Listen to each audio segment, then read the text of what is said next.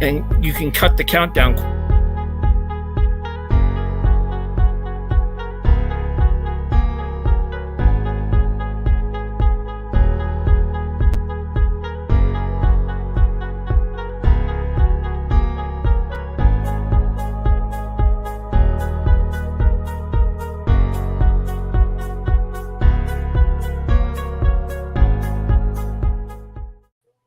Well, damn, that's good timing. Hey, look at that.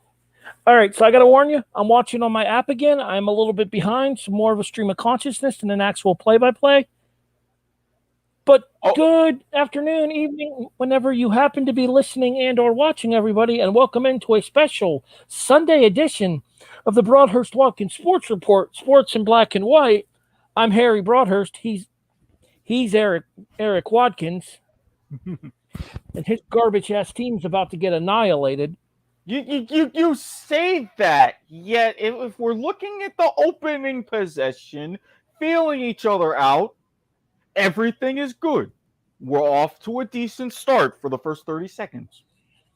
All right, so let's go ahead and give everybody the heads up as to why this is happening. My girlfriend's coming into town next week. I will not be available on Thursday.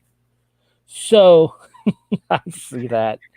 So in the interest of actually giving you guys a show this week, it turns out that my Kansas Jayhawks and Erik's Miami Hurricanes, you'll notice the U jersey that he's wearing, play each other today in the Elite Eight at 2:20 p.m. Eastern. Well, wouldn't you know, it's like 2:21 p.m. Eastern as we're doing this. And Erik and I are here to give you an idea as to what's going on in the game, kind of a stream of consciousness review like we did for Florida Iona a couple of weeks ago. Except this one is guaranteed to ruffle at least one of our feathers because the winner of this game goes to the Final Four to play Villanova next Saturday night. And I'm just going to say I'm going to congratulate your Jayhawks. You've had a wonderful season. When we take care of business and have our Cinderella story and get Coach L to another Final Four, you will have nothing whatsoever to hang your heads on. Motherfucker, this is your first Elite Eight. Let's not count your chickens before they hatch. I'm just saying, look at George Mason. He's done this before. I tell you to act like you've been there, but you've never been there. All the more reason we do quite well in uncharted waters, if you haven't noticed. Game tied at 2, 18 minutes and 38 seconds left in the first half. Ochai Agbaji bringing the ball up the court as we have this conversation. Floater, make it 4-2 Jayhawks. All right, anyways. So rather than giving you guys full play-by-play here, we figure we talk about what's going on in the world of sports over the course of the past couple of days. And there's been some new breaking news and some intriguing situations. Deshaun Watson's press conference in Cleveland, for one, still proclaiming his innocence. That boy ain't ever going to learn. I mean, well, first of all, it's Cleveland. No disrespect to the city of Cleveland, but he's not going to get in the same...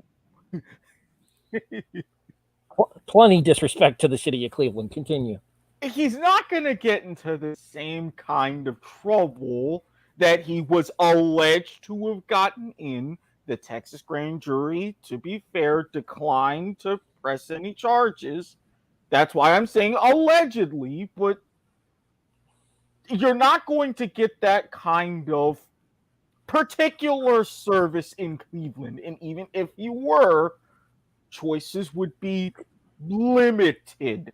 And I was going to say, I would say that you could possibly get the services. They just wouldn't be the quality of what you're going to get in Texas, specifically Houston.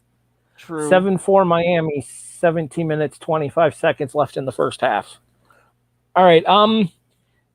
The other thing about the whole Deshaun Watson thing is do you think he even needed to address it at all? I feel like this is beating a dead horse at this point for him. I think he should have focused, instead of focusing on what was, focus on what you want to be up in Cleveland and leave those ghosts behind, as it were. And I completely agree. Cleveland made a massive trade. They're giving him an even more massive deal. It's just, look, the state of the Browns is still eternal flux. Focus on, hey, I'm coming here. The team is on the rise. I'm going to try to bring it back. going to do something winning championships. Yes, I do acknowledge the past, but that's when I was with another team. This is me going forward. Right now, you're getting a different me. That's all you necessarily had to say. Now, if and when, and I'm sure he was, because I didn't see the press conference, a little bit occupied, when reporters, and I know dealing and dabbling a bit in sports journalism, I probably would have been one of the people to maybe ask a softer question in that regard. But when reporters ask questions about everything that happened, give a limited response, not quite nonchalant, but just like dismissive, but acknowledging. Pay the situation the reverence with which it deserves while not focusing on it. Said it a lot better than I could. Just it doesn't make sense to me to focus on the past if you're trying to create a brand new start in Cleveland. Christian Braun goes 1 for 2 at the free throw line, 7-5 Miami. Shot attempted by Miami, rebounded by Braun. Jayhawks on the move back down court. Abaji with the ball as we continue our conversation here. Abaji drives and scores, tied at 7, 16-22 left in the first half. We're getting shredded down the lane. Might need to fix that and not entirely rely on our good 3-point shooting. What's your timestamp? 15:44. Jeez, you got me by like almost a full half a minute. Yeah, that's why I've been awfully quiet. Oh, get some, Christian. Brown with the dunk. 9-7 Jayhawks. All right. Going back forward. See, the good news about us doing this for Thursday Night Football on Amazon Prime is Amazon Prime will be live for both of us. So worst case scenario, it'll be a couple of seconds either way. It won't be nearly as bad. Oh, that'll depend on our respective cable companies. Crossing my fingers with Xfinity. I'm watching on the Spectrum app, which is traditionally about a minute behind broadcast television. And I know, Erik, you're probably watching on your Xfinity app, yes? I'm watching on my TV live via CBS. I can go ahead and switch over, though. Well, if you head over to the Xfinity app, it might put us a little bit closer in terms of timelines, because I'm pretty sure that that's relatively the same thing, because that's pretty standard for most apps to be like a half a minute to a minute behind. Let me see what I can do. We just went to our first commercial break, the under 16 timeout. Game is tied at 9. Moving forward, let's go ahead and discuss a couple of other things. I got the first story for us here with the Deshaun Watson situation. You want to go ahead and take the second one while I look up some other ones?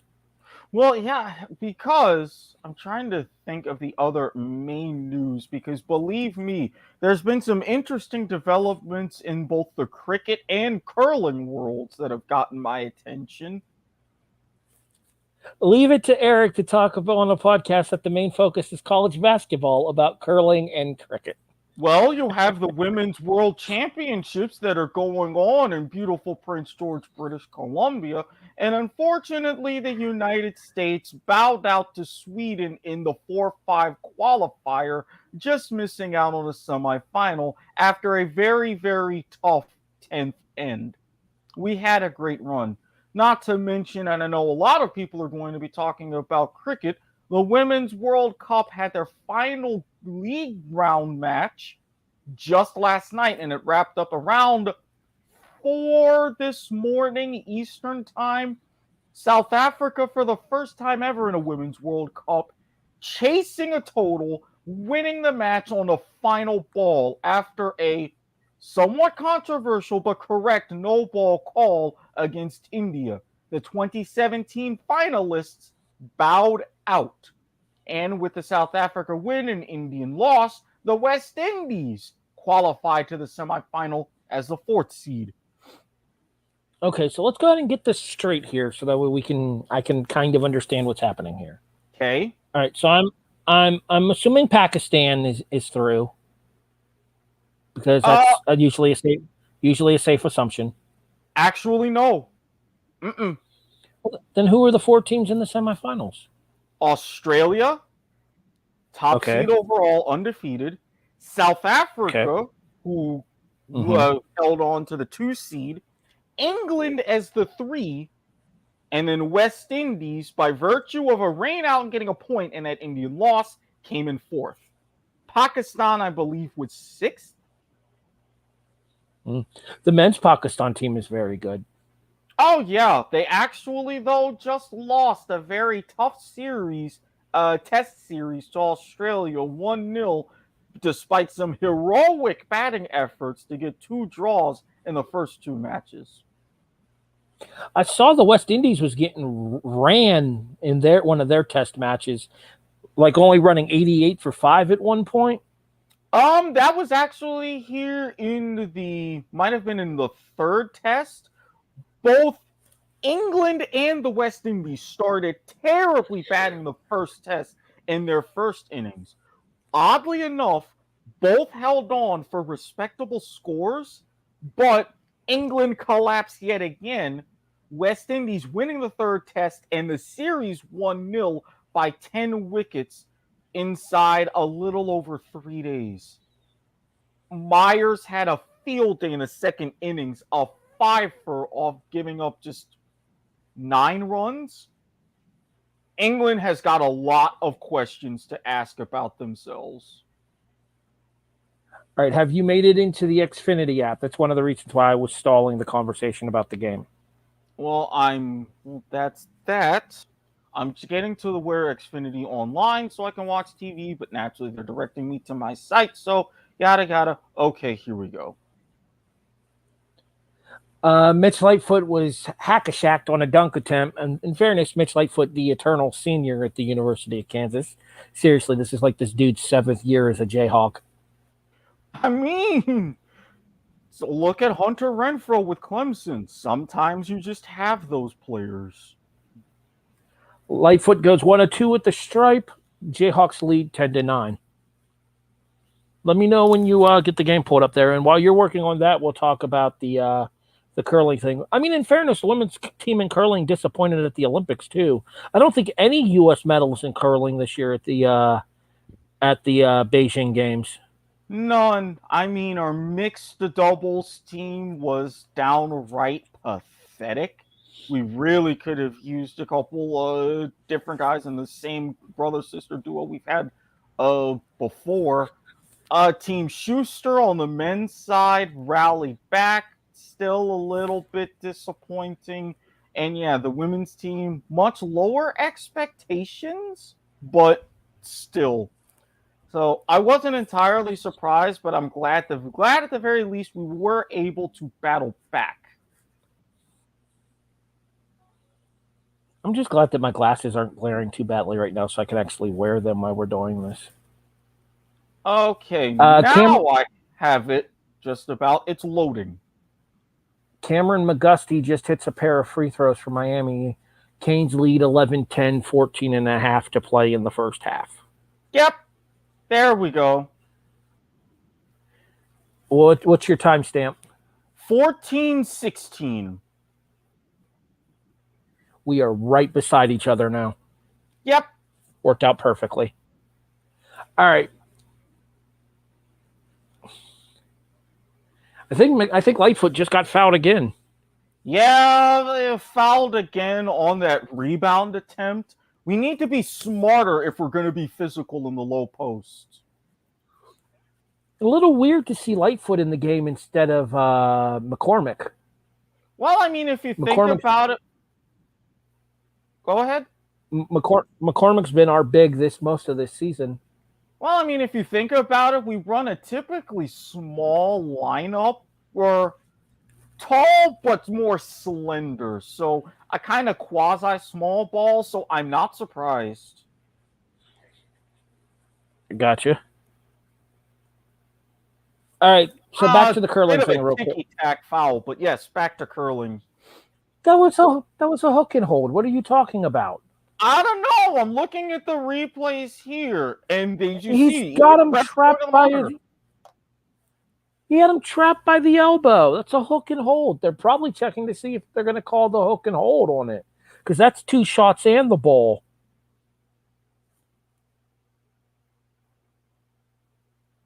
Your rules analysis, your rules analyst, Gene Sarator is probably explaining that to everybody right now, but we can't hear it because we have the audio muted because we're doing the podcast. Yeah, so I have a question about the continuing with the hold, so it's on par with what you were saying. Quick question. Are we doing a full halftime, or are we going to take a break for halftime? Well, considering as how we're doing live, as we are streaming this live on Facebook, facebook.com/W2M Network, twitch.tv/W2M twitter.com/W2M Network, and for the first time in BWSR history, we are live on YouTube, youtube.com/W2M Network. So amazing I have a what feeling... happens when we do a... I'm just going to say, amazing what happens when we do a show when nobody else is doing one. Right? When it's open airwaves, the magic happens. So we're just going to stay on for the entirety then? We'll do our own little halftime show or whatever? Oh, yeah. If you're, if you're expecting a song and dance, keep looking because it's not happening. Look, I mean, I don't have a cheerleader outfit. I would not look good in one, so... You will all have been spared. Let's just say that. So speaking of weekend plan, no, seriously. Actually, there's talk that we might be going to the NFL Pro Football Hall of Fame this weekend. Ooh, that's a nice kind of a belated birthday gift for yours truly. Aww. Because she wasn't able to come in for my birthday, but this Thursday happens to be hers, which is one of the reasons she's coming in for this weekend and spring break. Shut up, Watkins. I'm trying to. Our audio only listeners, iTunes, iHeartRadio, Stitcher, Spreaker, Podbean, Castbox, Overcast, rate and review us 5 stars on Spotify. Check us out on Google Pods and Apple Pods as well. Our audio listeners won't get that, but Erik was shooting me a very ooh la la look with his eyes, and therefore I told him to can it. This isn't Point of Viewer, which isn't airing tonight, I think. I have a feeling, given the state of events with a particular main disembodied voice, it might be necessary. And boy, will it be interesting. I mean, I'll be there. So, like I was saying, this is your makeup episode, and what I was hoping we could do is when it's our actual time on Thursday, just link everybody back to this episode, since we're working in kind of what we would do for a normal episode of BWSR as well, by talking about the other varying topics and stuff. Getting back to the world of college basketball, 14-11 Kansas, 13:07 left in the first half. Coach K advances to another Final Four as Duke takes out Arkansas to win the West region. I got to tell you, Duke-Gonzaga would have been a better game.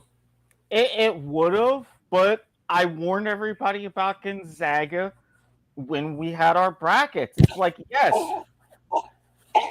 they're perfect. They tend all the expectations, all the hype, but this is why they've never won a title. When it comes to the clutch, they end up choking. This was just another one of those times. And again, the other storybook headline, Miami makes a free throw, Duke going ahead, getting to a Final Four, possibly winning it all. I mean, okay, but ugh. Well, we'll have to see if Duke gets a longtime rival or Cinderella in the Final Four, though. As your late game this Sunday, as we record this, yes, I'm dating the show, forgive me, but anybody who knows that Kansas and Miami are playing in the Elite Eight know that this game happened on Sunday. The late game here on, I believe, TBS, actually, is North Carolina versus St. Peter's, as Cinderella hopes to keep on dancing into the Final Four. St. Peter's becoming the first 15th seed to make it to the Elite Eight, besting the previous best of the Sweet 16, which we talked about last week on BWSR just this past Thursday, was done by Florida Gulf Coast, a team that Erik is very familiar with. as well as Oral Roberts. Erik rolling his eyes once again because one of his alma maters, North Florida, is in the same conference as Florida Gulf Coast, the Atlantic Sun. And they crushed us that particular year in the A-Sun tournament. So there was that. What were they nicknamed? I know they had like a really flashy nickname for them that year, and I don't remember. Was it Dunk City? Something along those lines. 14-13, 12:06 left, 3 Jayhawks turnovers, 2 Hurricanes turnovers, but the Jayhawks hold on to a 1-point lead. You know the other good thing about us doing this game live, Erik? You ready for this? This is my favorite part about us doing this game live. I don't have to listen to Kevin Harlan. I mean, you're not entirely... Oh, that was a splash! That's exactly what you do. He was well defended, too. He told that defender, get out of my face. I'm splashing it anyway. All right, so be honest, who you got, North Carolina or St. Peter's? You know what? I've bet against the Jesus Juice before. I'm not going to do it this time. As much as Duke, North Carolina would be perfect for the headlines, come on, Peacocks. Come on. Didn't you pick North Carolina originally when we did our rebracket? Yes, I did. I mean, I had North Carolina losing to UCLA, so what do I know? Man, my rebracket got fucked almost immediately. Thanks, Gonzaga. Appreciate you. Hey, at least you didn't lose Baylor and Illinois, and then Providence. You did lose both of the teams in your final by the time the first weekend was over. That kind of sucks. Yeah, it does. We talked about it a little bit earlier. Villanova beats Houston in a grind them out, old school kind of game. But that seems to be the way that Jay White likes to play. Yeah, I mean, if you go back to, the Big East history and those old school kind of fundamentals, he is definitely bringing them back. And in a time like the tournament, it really pays off. Erik, I need a scroll. 21 means 21, God damn it. Up, up, up, up, up, up, up. Thank you. The improbable NCAA tournament run, I will send you this link to add to the show description. Okay. Sportsbooks facing major liability if Peacocks complete. Dang it, I lost the article. Give me a second. Yeah, I'm keeping the scroll going, but I have a feeling I know where this is going. They're in some deep shit, aren't they? Sportsbooks face major liability if St. Peter's wins title. New Jersey books to pay out on UNC as East champion, win or lose versus in-state Peacocks. Which means if you're in the state of New Jersey, you can root for, and you have a bet on North Carolina, you can root for St. Peter's anyway. You'll still get your money. Oh, well, that's good. However, if you're in the state of New Jersey, you can't bet on the team to begin with. If, however, you know what the worst? If, however, you were to go across the border to either New York or Pennsylvania, you're okay. I think it's legal in Connecticut too. Yeah, but they're the closer proximity, everything from Jersey, crossing bridges and whatnot. But you don't want to cross the George Washington going into New York. That's like fucking $17 one way. Ow! I know that because I just crossed the George Washington earlier last summer when me and Eva went up to did our little northeastern tour on our way up to Connecticut. I'm sorry. Well, how the hell is a toll bridge? And again, to all my Canadian friends, I get it. Prince Edward Island and the Maritimes going to the mainland, $50, but still, that's just as ridiculous as this. Really. The improbable NCAA tournament run by St. Peter's has some sportsbooks facing historic liabilities and put New Jersey bookmakers in the unusual position of potentially having to pay out on a losing team. The 15th seeded Peacocks could be found as long as 10,000 to 1 to win the National Men's Basketball Championship before the tournament began. Yep. Which means $100 lands you $1 million. Yeah. Anybody feel like calling up some of the peeps from Leicester City and getting that little bit of inspiration? They pulled off upsets over Kentucky, Murray State, and Purdue, becoming the only team ever to win 2 NCAA tournament games as double-digit underdogs, and are the first 15 seed to reach the Elite Eight. We talked about that a little bit earlier. They tied the previous record of the Sweet 16 with the Florida Gulf Coast Eagles and Oral Roberts. I'm not sure on their team nickname. I'd have to look Presidents? that up. Maybe.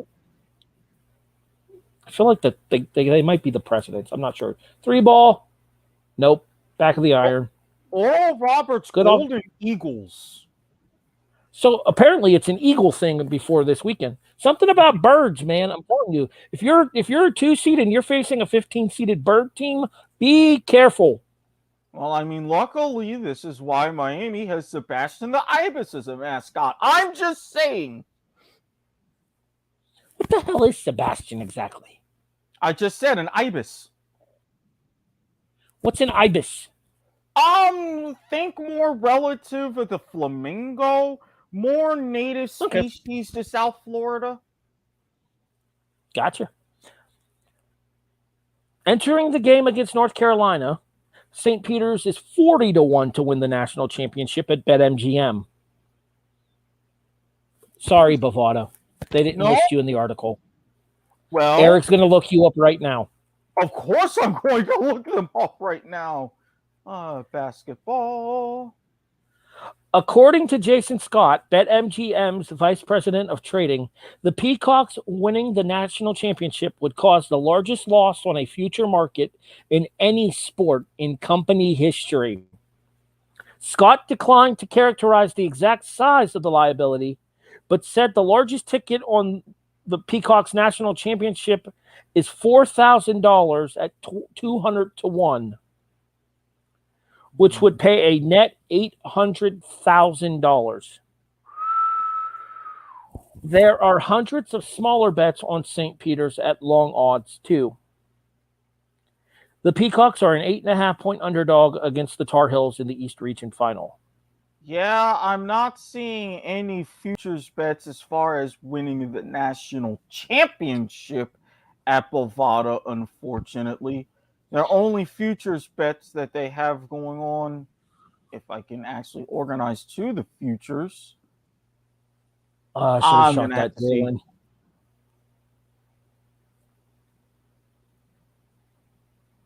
What the hell, Jalen? Come on. Yeah, 20 I'm not seeing that as far as with the special futures. 20 to 18 Miami, 9 minutes flat left in the first half. See, they're getting ugly. They're starting to muck it up and make it dirty underneath, and that's how Miami likes it.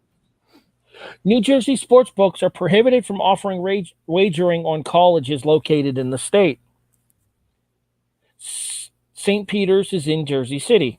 Still, the state sportsbooks offered odds to win the East region, but did not include the Peacocks as an option.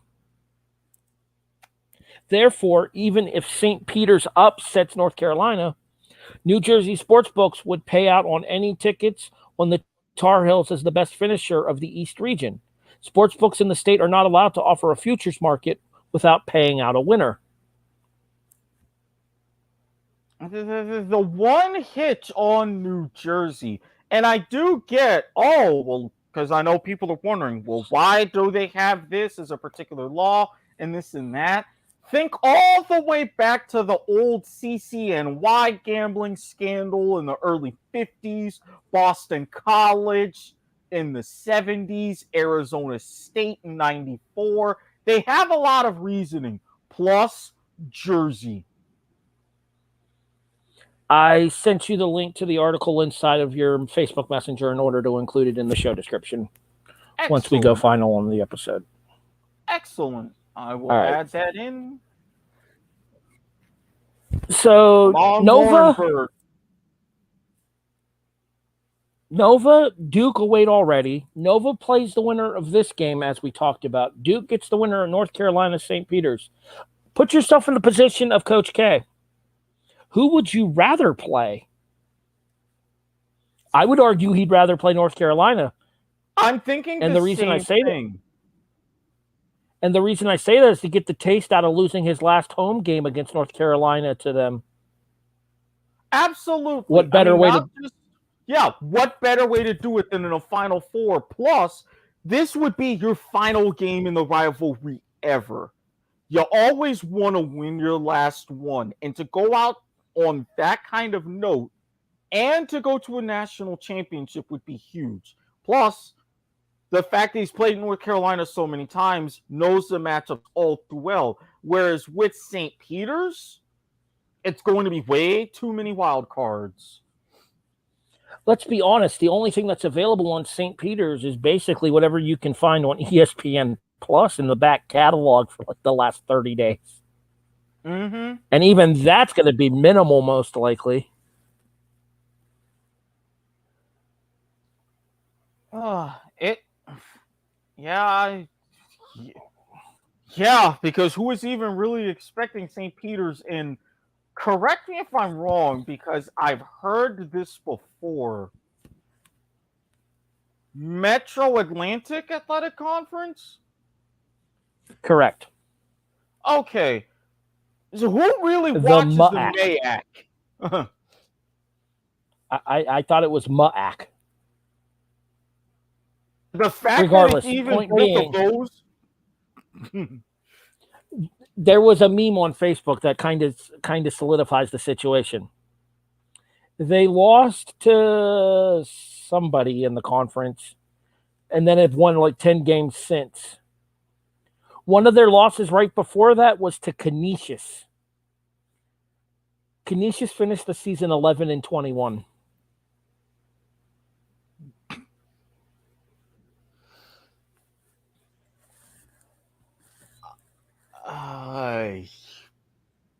This is a I want to say it was CBS Sports on Facebook where I saw the picture, but I cannot. I couldn't tell you specifically which page it was that had the information. I apologize. I got a little bit distracted there. Well, I mean, there was a hilarious ball commercial on, naturally with LeVar making an appearance.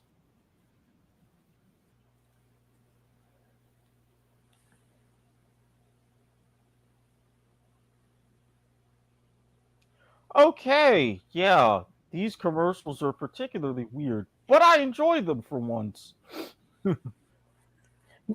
Needs more Lily. I think we can both agree on that.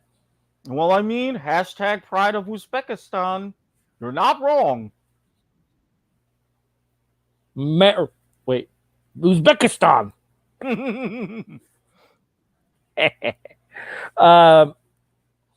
I just got messaged about another potential podcast opportunity later this evening. Ooh. 8:00 Eastern. 8:00 Eastern. I would still be available for Point of Viewer if it happens live tonight as well. Okay. Plus, I have to get with Mr. Hate Mail to see if we're actually going to do Soccer to the Max because USA Panama is on at 7. I was going to say, yeah, that was one of your biggest concerns about us potentially doing this game right here because you were worried that this game was going to run up against the start of USA Panama. And then when I told you the game started at 2:20, you were okay. Oh, yeah. Plus, I was actually awake for this. I mean, that helps, being awake and stuff. Okay, True. Real question. How old is Jim Larinaga? That dude has got to be in his 60s or 70s. I think he is in his 60s. I mean, Bill Self is like mid-50s, I think. You look up Larinaga, I'll look up Self. 72. He's 72. I was right. He is in his 70s. Mm-hmm. And you said that he got this job coming from George Mason after taking them to the Final Four? Mm-hmm. Because that was back when George Mason was rocking the Atlantic 10, correct? Correct. Yes. Yes. Bill Self is 59. So a little older than I thought, but I could have he doesn't sworn look he was it. older. No, and I could have sworn he was older than that with how long he's been at the job. Well, yeah, because he took over in Kansas pretty much right after Roy Williams left for Carolina. Mm-hmm. Because I want to say Self left Illinois to take the job at Kansas, He did. if memory serves. 6 ties, 9 league changes. The biggest lead in this game so far has been 3 points. Okay, you can pull the pull the banner, but just remember, gamble responsibly. 21 means 21. Obey all state and local regulations, federal ones as well. I'll set you up for it again. 21 means 21. God damn it! There you go. Okay. Other sports news to discuss here. Geez, something just happened. I'm guessing an and one for Miami because they're chest bumping and the cameras appear to be still pointing down there. So where's the foul? Oh, maybe there was no foul because they're just going to a commercial instead. 24-21 Hurricane. What is this? The under 12?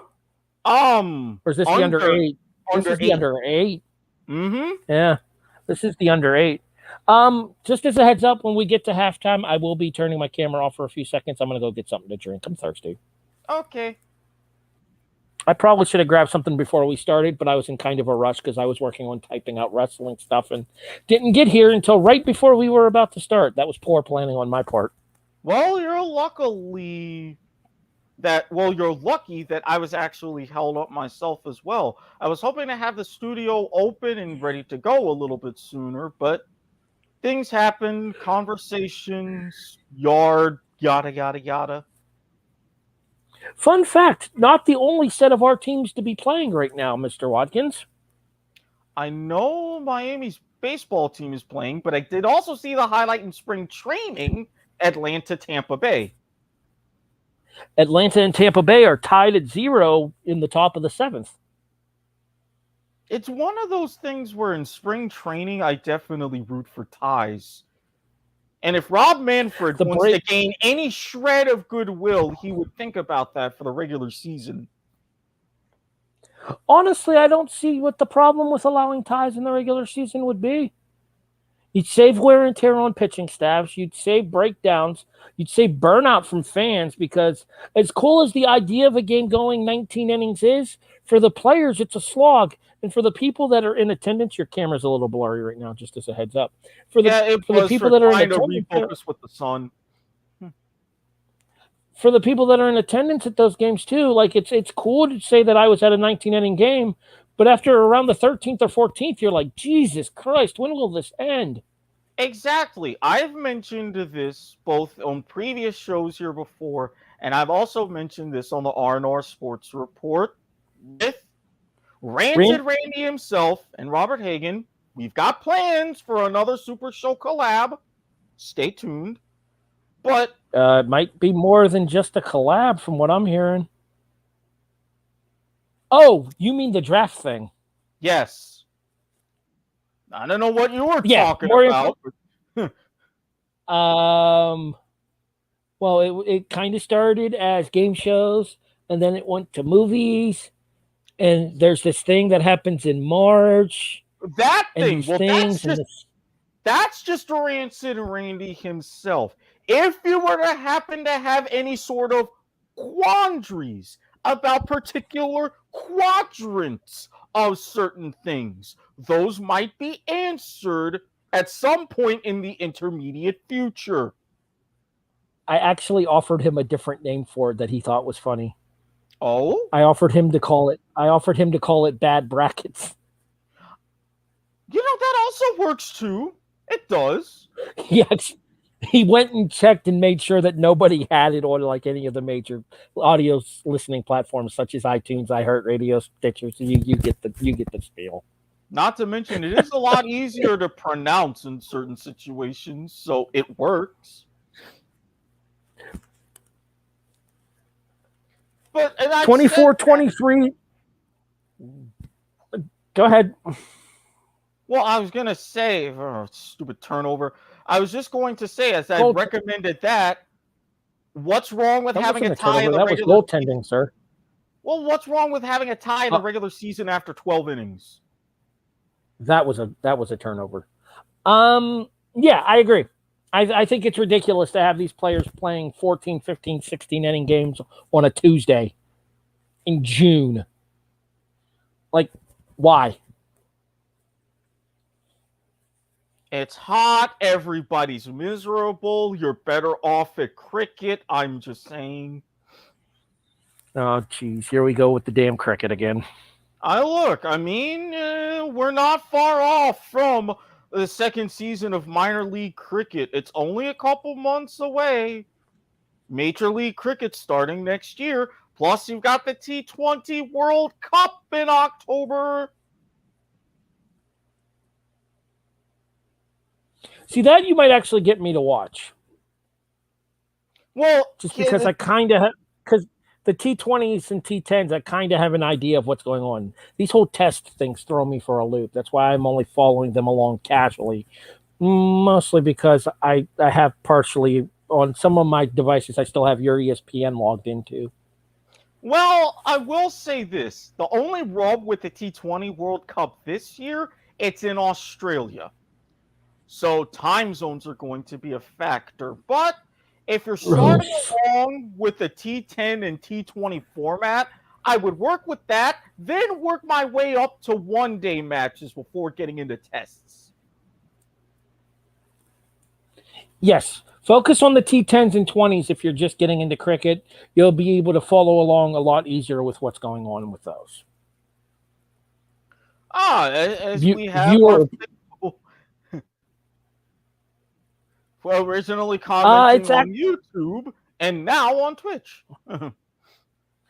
The game is 26-25 Canes, 4 minutes and 35 seconds left in the first half, Toby. Oh, that was a terrible brick. And yes, I'm counting that as a brick. They showed a replay of the basket made. They did not show a replay of the brick. Clang! Jayhawk ball coming back up the court. Is that Martin? Is that Remy Martin? I think it was number 11. It was Remy Martin.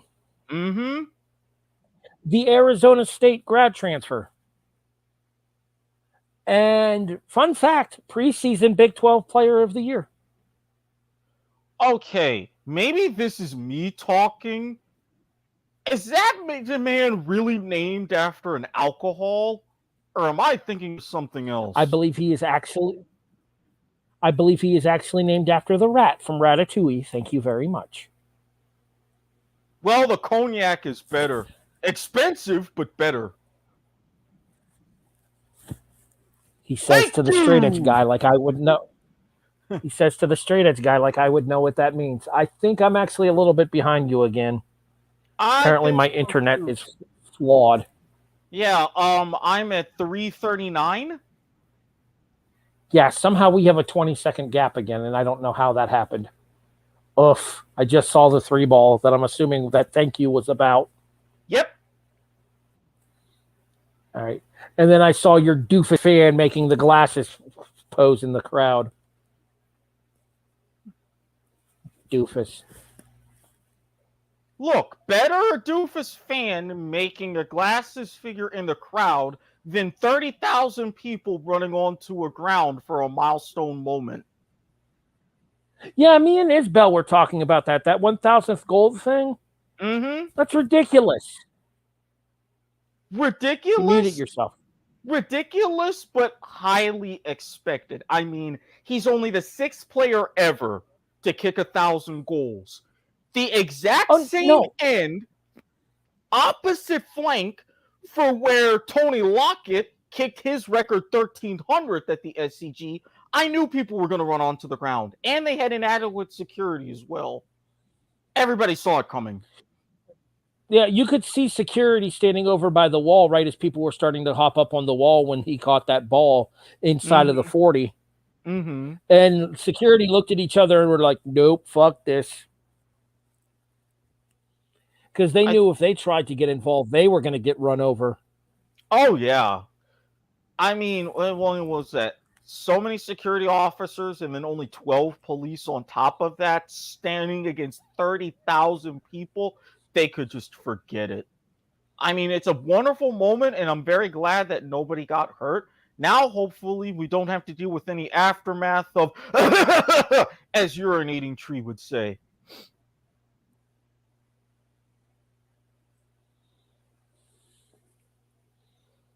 At least are we not saying Are we not saying the 5 letters anymore? Is that how this is going to work? Look, I'm on YouTube. Those 5 letters have gotten me into a bit of a bad history with YouTube. I would rather not have that repeated. Thank you very much. Yeah, but in fairness, that was with a fan of a different team in the Big 12 when that happened. Well, I mean, you do have a point there. You do. All right, back to the game. I'm in a commercial break, so I'm going to try reloading this and see if I can't get this feed to come in better. Do you think it'd be easier to watch this on Peacock? You mean Paramount?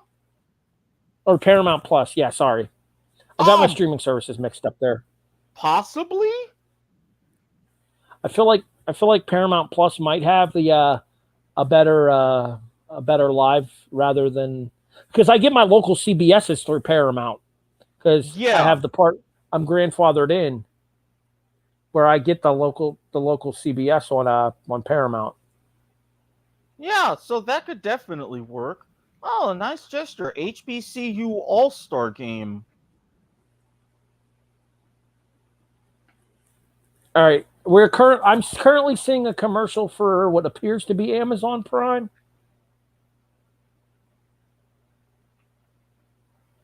Spend less, smile more. Yeah, it's an Amazon Prime commercial. Mm-hmm. I just saw the HBCU All-Star Game thing, so I'm a little bit behind you now, but not nearly as much as I was.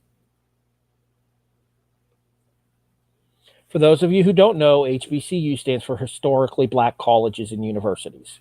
I am so glad that they're starting to get more of their props in these last couple of years. Lucky 13. Krzyzewski advanced to 13th Final Four, passes John Wooden for most all time. Jay White at Villanova. I apologize for that mistake earlier. And if Miami and North Carolina win today, they won't, but if they do, they will become only the second conference ever to put 3 teams in a single Final Four. Did you see the graphic as to what the other conference was?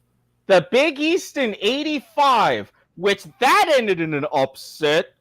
Nova playing their perfect game to beat Georgetown in the national championship. Yeah, that was the year that they took down Patrick Ewing's Georgetown team, right? Correct. It was the year after they'd expanded the tournament to 64 teams, because I believe that was that 85 or was that 84? That might have been 85. I think 85 was the first year with 64.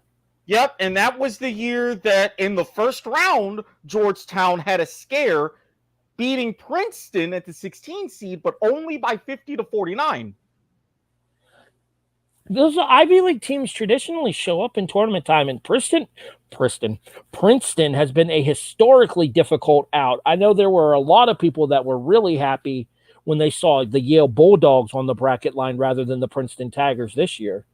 Because Yale beat Princeton in the Ivy League tournament final. They only do the top 4 teams in their tournament, but they finally came to the college basketball tournament as well.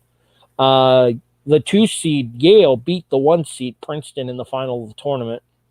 I do have to give, first of all, the Ivy League credit for even having a conference tournament because they've only had it for a couple of years. But yeah, have that conference tournament and kind of not only toughen up some teams, but get a little bit of a different competition and have everybody else relieved.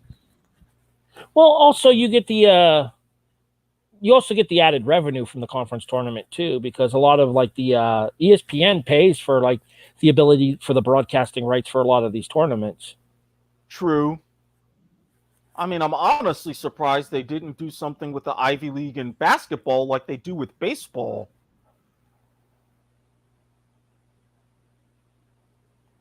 Because in baseball, That's a bad shot. Because in baseball, with the Ivy League, they play in 2 divisions in conference, and then the conference winners meet in a best-of-3 final. And then that determines the NCAA berth? Mm-hmm. That was a long shot there, Isaiah. I mean, in fairness, the shot on the other end by Kansas wasn't much better. I don't know why Abaji passed that ball off when he had a clean look. Hey, speaking of Abaji, back out to Brown for 3 off the front of the rim. Unanimous Big 12 Player of the Year, Ochai Abaji, by the way. I can see why. Definitely why. And also Final Four for the Naismith Award this year. For those of you who don't know, the Naismith Award, named after basketball founder James Naismith, is awarded to the top male college basketball player in the United States. Think basketball's version of the Heisman, or if you're lacrosse inclined, the T. Wharton Award. I am not lacrosse. The big ones. I am not lacrosse inclined. I have watched a little bit here and there, but not enough to be able to understand what the awards and stuff are. Yeah, we've got to be getting close. We've got to be getting close to the lacrosse tournament. Not quite. Now that we're in the end of March, going into April, now you're starting conference play. Usually the NCAA lacrosse tournament is in May, championship weekend being Memorial Day. So lacrosse is more of a spring sport rather than a fall/winter, or rather than a late fall winter like college basketball is. Correct. College basketball just bleeds over into spring, but it starts during winter, usually end of October, beginning of November, traditionally. Mm-hmm. And this is another thing that I've been talking about in different ways. College soccer. Why doesn't the NCAA go ahead and make that a 2-semester sport? I understand with the logistics and everything else, but I think especially with the nature of soccer, it would be much more doable and feasible. Ooh. That's how you make up for it, Isaiah. Nice sweet lay in there. Yeah, I'm still a little bit behind you because I just saw it. To quote Bill Raftery there, he went with a little kiss. Continue. That was just the right amount of touch. But with college soccer, not only would you have, instead of cramming in 20 some odd games, plus your conference tournament and your national tournament in fall semester, you would have your 1 match a week. You would have your natural break in between semesters. I understand the logistics as far as eligibility, going into different leagues, the draft, etc. That can be worked out with MLS. And if a student, especially now with NIL becoming more of a thing, they wouldn't be as likely to go to other academies or leagues like that. So you start in the fall, have the bulk of your non-conference start getting into conference play. Then by spring semester, you can end up going towards your conference tournaments and the College Cup. 35-29 Miami, clock ticking down towards the end of the first half. Looks like the Canes are going to be up at least 6 at halftime, maybe more. 9-2 run. Yeah, Jayhawks were up 27-26.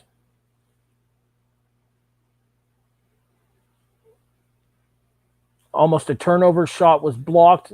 Jayhawks did not get the ensuing 3 launch off before the buzzer, and it is indeed 35-29 at the half. Boo!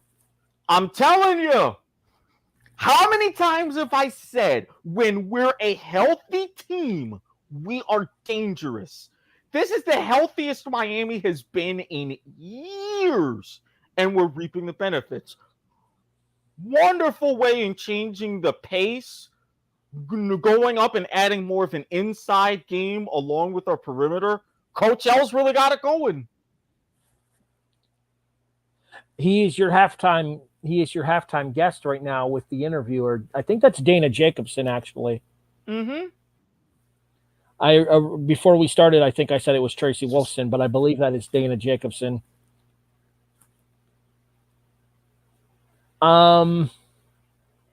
Yeah, so we're going to take a brief moment. You want to do me a favor and play some intermission music? Give us like a quick 1-minute interlude or something. I'm going to go in the background, yes. All right, give us like a brief intermission. We will be right back. We are not going to stay away for the full halftime. I need to use the restroom. I want to grab something to drink. I'm sure Erik probably wants to grab something to eat or drink as well. So once we are available, we will be right back as we continue the Broadhurst Watkins Sports Report. Live coverage of Kansas versus Miami, the Midwest Region Final, Elite 8 matchup to determine who goes to New Orleans in the Final Four. You're listening to the Broadhurst Watkins Sports Report, a presentation of the W2M Network. We'll be right back, everybody.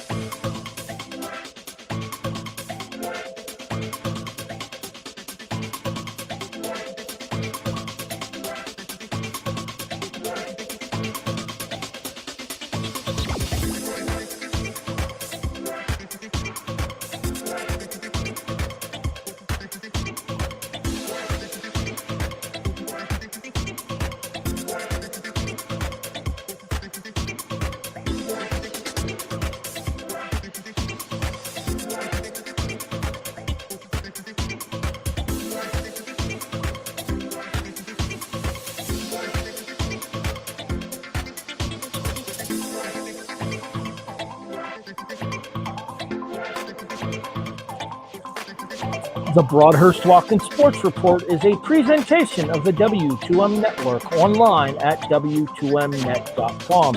In addition, you can find us on all of your favorite audio podcast listening services such as iTunes, iHeartRadio, Stitcher, Spreaker, Podbean, Castbox. Rate and review us 5 stars on Spotify. Check us out on Overcast, Apple Pods, and Google Pods. And in video format on Twitch, Twitter, YouTube, and Facebook. Again, you're listening to the Broadhurst Watkins Sports Report, BWSR, Sports in Black and White, Episode 5, Special Edition, Kansas versus Miami in the Elite 8, a presentation of the W2M network. Turned off my camera there like a dumbass. We'll be right back, folks.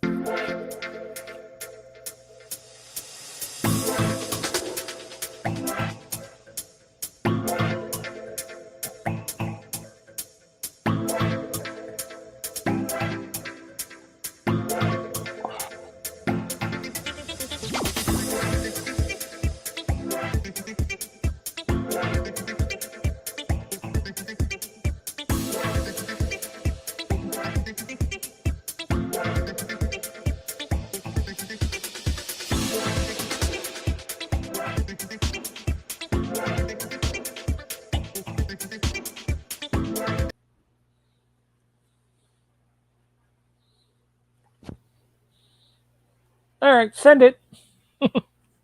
Oh, We're back. Oh, hold Again, on. it. Now we're back. Oh yeah. Sprite? Nope.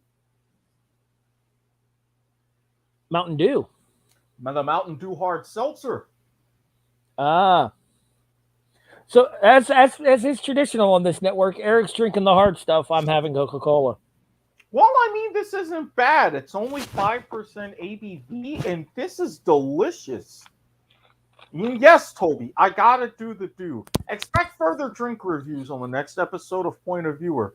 And I also have my lunch as well. I grabbed a couple of honey buns. Grab and go Cuban with a hint of Miracle Whip and the last of my taco pickles. And some cheddar jalapeno Lays. I have original. Again, send all sponsorship opportunities to at the Indecision. And just remember that we can't be bought, but we can damn sure be rented. Boy, I'm already starting to drink the hard stuff. Well, I'm pacing myself. There's other substances for tonight, potentially. Shenanigans afoot. Oh, I'll say. On many fronts. All right, let's get back to it here. Let's talk some other major sports news over the course of the last couple of days here.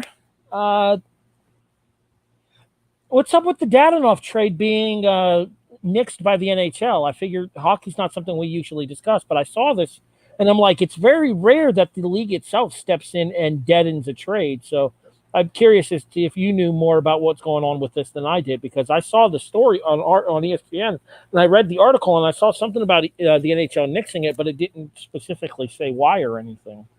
If I had to guess, and I'm pulling up the story now, the reason why the NHL would invalidate trades is usually with salary cap issues if they were trying to skirt around the deal. However, with this one, the reason why Dadonov's trade was invalidated, he had a limited no-trade clause. Apparently, Vegas did not fully comply with that limited no-trade clause. So, that trade did not go through. Trying to see who he was willing to be traded to. They're not saying who he was available and who he was willing to waive his no-trade clause for, but apparently it wasn't to go to Anaheim. It's actually mighty convenient because in staying with Vegas, he got the overtime winner against Chicago. So it really worked out. That's all that the league is saying. It's the fact that he had a limited no trade clause that was not complied with.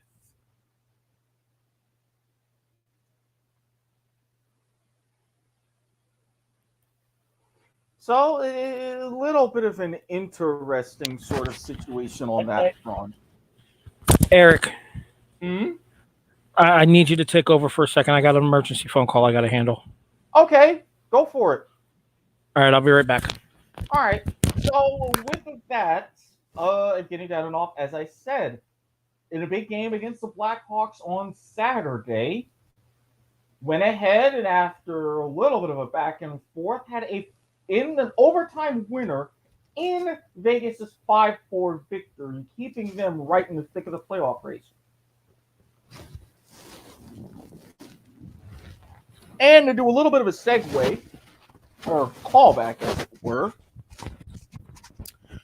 we were talking lacrosse earlier, and the reason why I was also mentioning lacrosse and conference play, my Johns Hopkins Blue Jays, little bit of a rough start to this season, entering conference play at 4-5, but with the top 10 in strength of schedule in the country, we've played some very tough teams.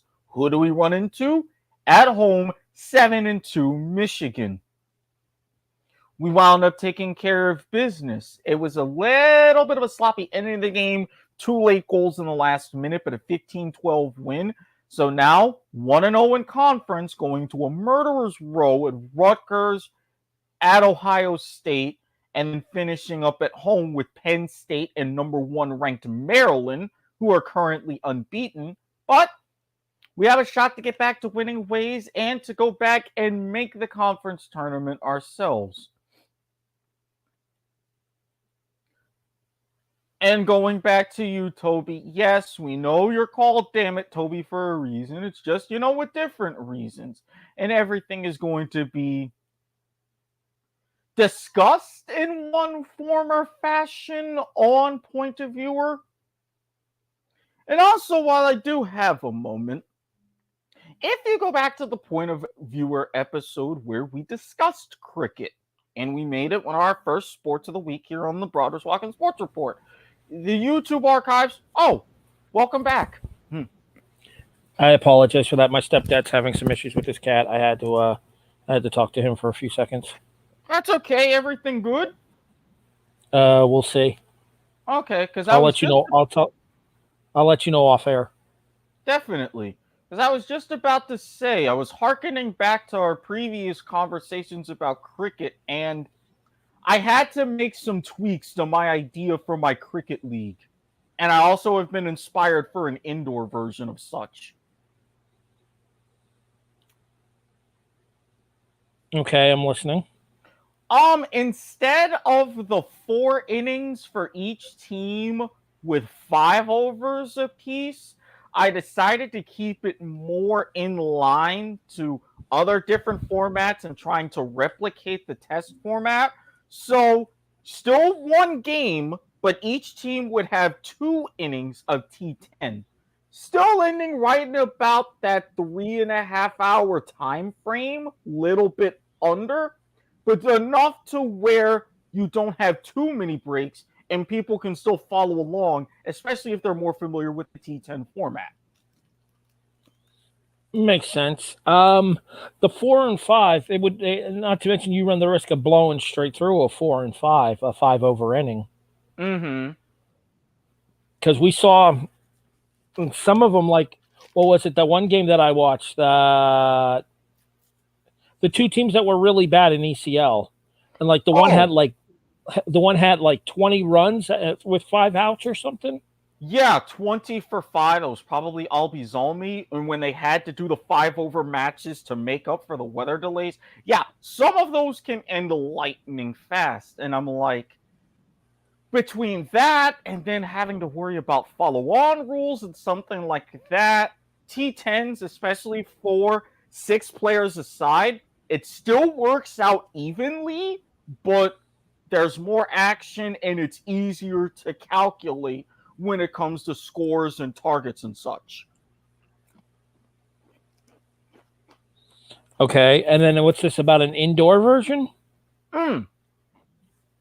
I've been looking at a lot of indoor cricket matches, especially in places like Pakistan and Bangladesh. Basically, it's a standard small-sided soccer pitch, but they have all kinds of side and roof netting over top of it.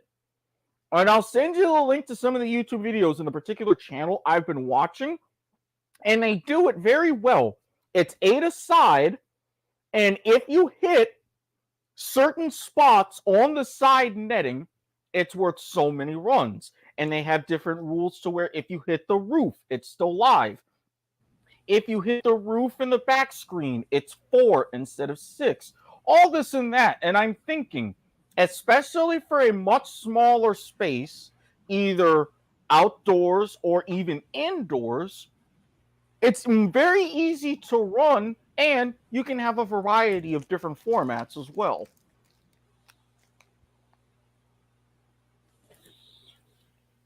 My concern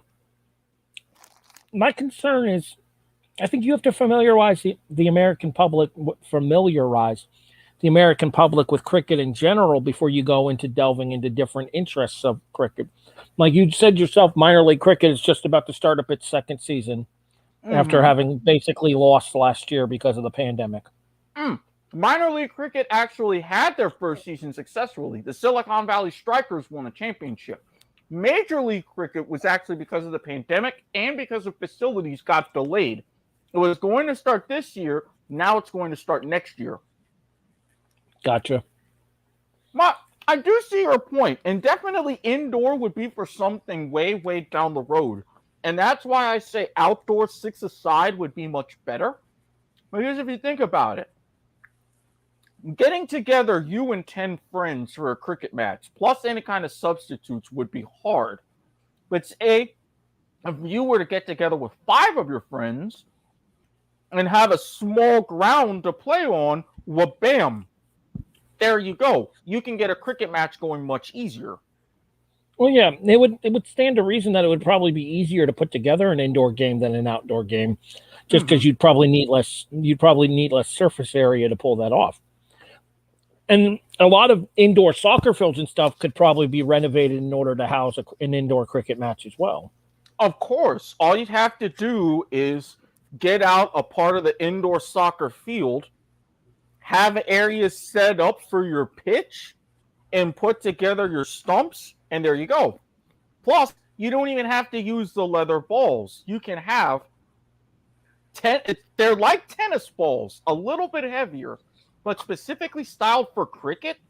Those are much cheaper, like $30 for a 12-pack. Plus, you only have to spend, instead of $200, $300, $400 for a traditional cricket bat, for an indoor cricket bat for those kind of tennis balls, you're looking at anywhere from $50 to $70. So not startup only cost easier and cheaper. Yes. Startup costs would be significantly less. Very much so. Well, something that's been on my mind as I get my special taco pickle juice on my hand. Your taco had pickles in it? Well, I saw this trend online, and I thought, this is delicious, so I'll give it a shot. Take a jar of dill pickles. Pour out just a little bit of the juice. Put in some taco seasoning. Shake everything up, and then put it in the fridge for 24 hours. Let the seasoning soak in and marinate. Taco pickles. They are so delicious. American ingenuity at its finest, folks. The one good thing about TikTok, which, by the way, if you want to follow the W2M Network on TikTok, at W2M Network 2, we're going to be working on getting more different clips of our shows out there. Thank you very much, Mark Radulich.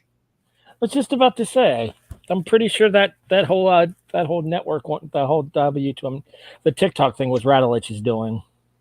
It was. I apologize if I'm a little distracted right now. Well, that's okay. It's a perfect time to be distracted. It's halftime. Yeah, it's a little bit easier for me not to have to focus on anything right now because we're in a commercial break. I think we're actually getting ready to come back for the second half here shortly. Yep, I see that just as I see the Truist commercial. I think they're actually opening up a Truist location right around the corner from my house. That's the bank that sponsors the Braves Stadium, right? Mm-hmm. Is it Truist or Troist? Truist. Pronounced phonetically, apparently. Mm-hmm. Again, brand recognition. Oh, those beautiful first half stats. Y'all have not made a 3 yet. And we're Yeah, gonna because keep it that way. we've been passing up the good open looks that we've had. Obaji's had like 2 different open looks that he's straight up passed up for no apparent reason.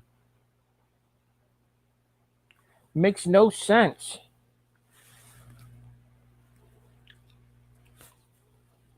Like I get wanting to drive the paint and stuff. We do have a significant height advantage, like we talked about earlier.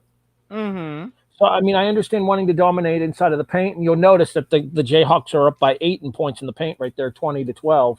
Mm-hmm. But Kansas is actually a decent perimeter shooting team. So the fact that we haven't made one yet means that we're not taking enough attempts out on the 3-point line. Miami ended half on a 9-2 run after trailing 27-26. We usually don't trail too often as the second half is officially underway, but when we do, we find a way to reasonably fix it. Oh, you're just going to leave him one-on-one like that? Well, now I see why.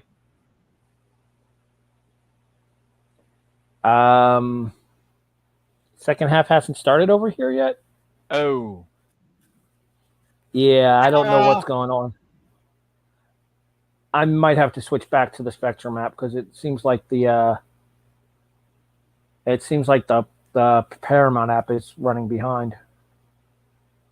What's your time check? 19. I was just at 19:30 and they're showing a replay. Yep, 19:30. Okay, I just got back right now.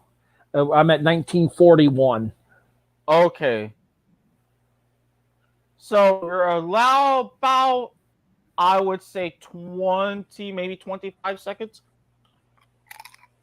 McCormick just got hacked, if that helps. Yep. I'm at now.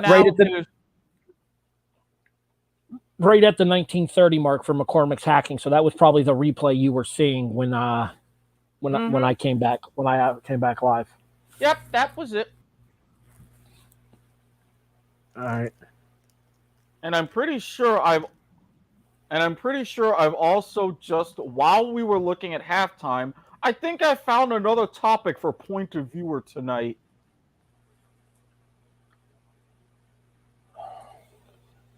"7 minutes, that's it? Okay. Yeah, I'm definitely talking about this on Point of Viewer tonight. Wow. Okay. That. You'll see what I mean in a few seconds. That just happened.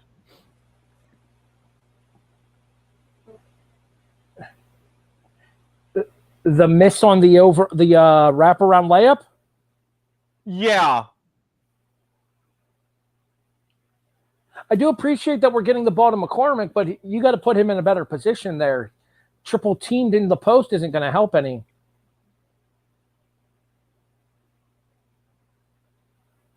Well, I mean, that's really more that's more of what we do, though. We try to shut down the big man and rely more on the perimeter.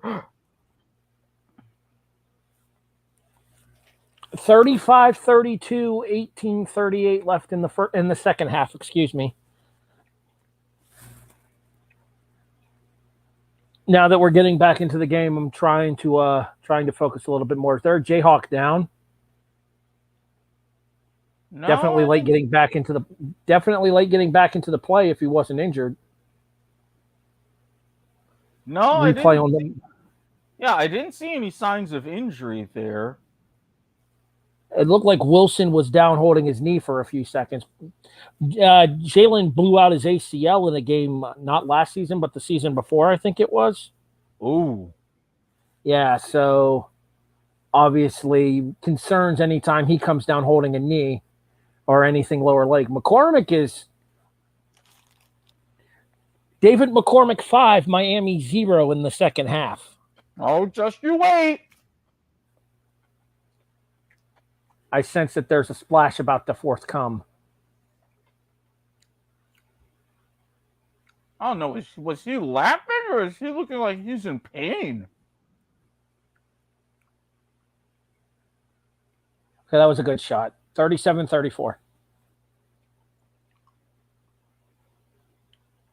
Yeah.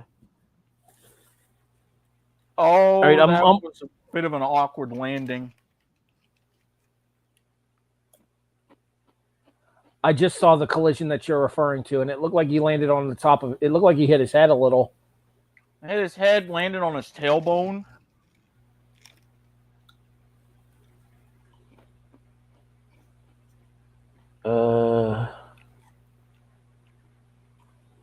Oh, I know what we can talk about here that's kind of relevant to the game that we're watching. So you know how you were...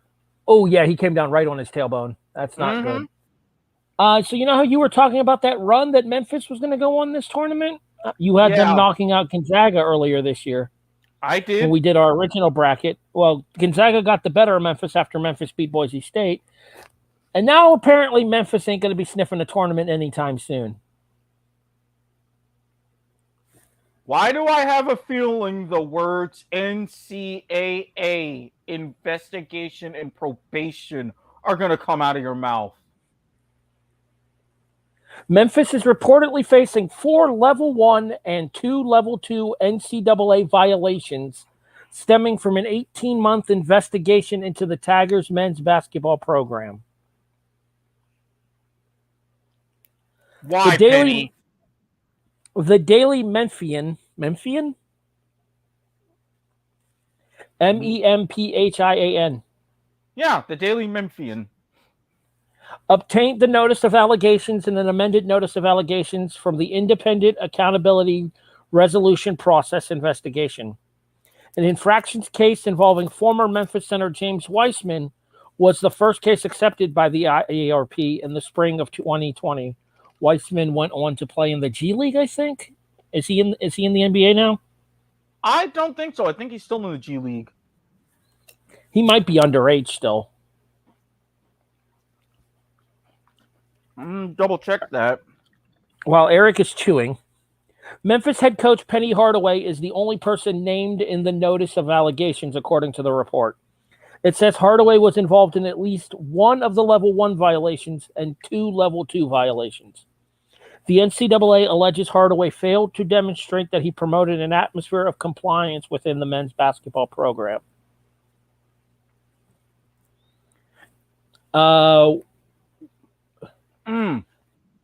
Was in the G League, got injured, was trying to get back with Golden State, but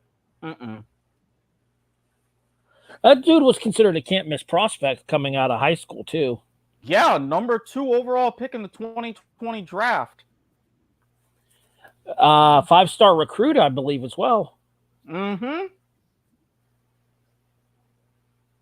Kansas had just tied the game. Miami just took the lead back 40-38.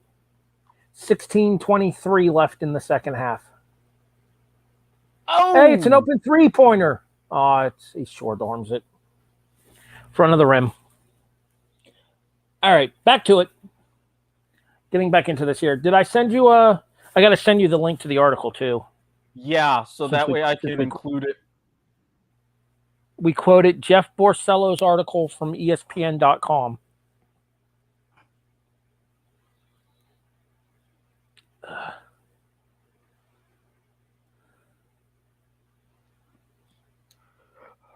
Borcello?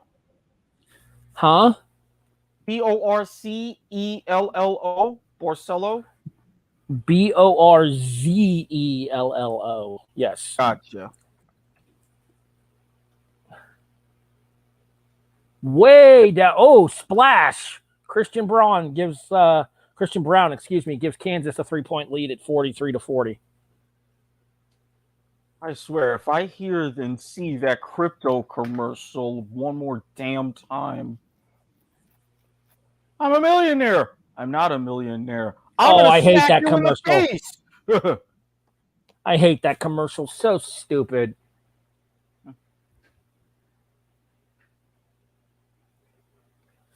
Fonte chiming in. UNC gonna fall. Harry doesn't believe it. I mean, Fonte and I talked about this morning, actually. That's my buddy James Foncannon. We talked about it, I think, yesterday, actually. And I told him that I think the clock strikes midnight for Cinderella against North Carolina. I just think North Carolina has too much size and too much presence for St. Peter's to overcome. But then again, I thought that about Kentucky, too. So you realize what an impressive run this is for St. Peter's, though? Mm-hmm. In each of their first 3 games, they played the highest possible seed they could have played. I mean, obviously, the first game, they had to play the highest seed that they could play. But then the 7th seed out of the 7-10 in Murray State, the 3 seed in Purdue, who beat the 11 Alabama. Or no, Purdue beat Texas? Yeah, because Texas beat Va Tech. Texas beat Virginia Tech, because I had Virginia Tech making that run. And then, so it was 2-7-3, which was the 3 highest seeds that they could have played there, which is something that ESPN talked about as well. And the fact that the statistically unlikely story is even more impressive when you consider the caliber of opposition that they've faced at each possible round. And no other upsets helped their thing. Like, what was it? The previous record for an Elite 8 for the lowest seed is a 12. Mm-hmm. With Oregon State last year was one of them, and Oregon State, I think, going all the way to the they lost in the regional finals, though, to Houston. I believe we talked about that when we did our rebracket. They did, and I mean the fact that, and this was also mentioned as well, you're talking in a team in St. Peter's running on a shoestring budget, and their first tournament appearance ever, and they're doing this. Is it really their first NCAA tournament? Yeah, that's what I heard. I might be wrong, but I heard this is their first time dancing ever. Well, I know that they were saying that this is going to be a windfall for the Metro Atlantic, because so for those of you that don't know about the NCAA tournament and the way the financial compensation works for it, each team that participates in the NCAA tournament is given a unit of participation. This year, each of those units is worth approximately $200,000. Oof.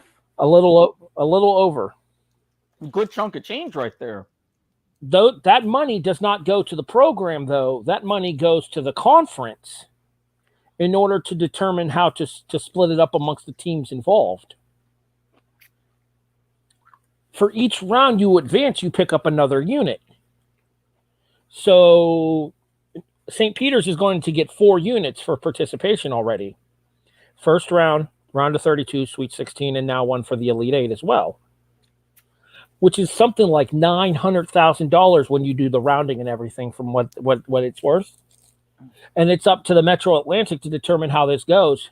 Did you know St. Peter's operating budget for athletics is less than Coach Cal is making at Kentucky? I am not surprised whatsoever, because with these tiny schools, they operate on next to nothing. I believe the St. Peter's operating budget for its athletics department is something like $37 million. I can definitely believe that with tiny school. It's talking about with the U and Harry loving picking up units.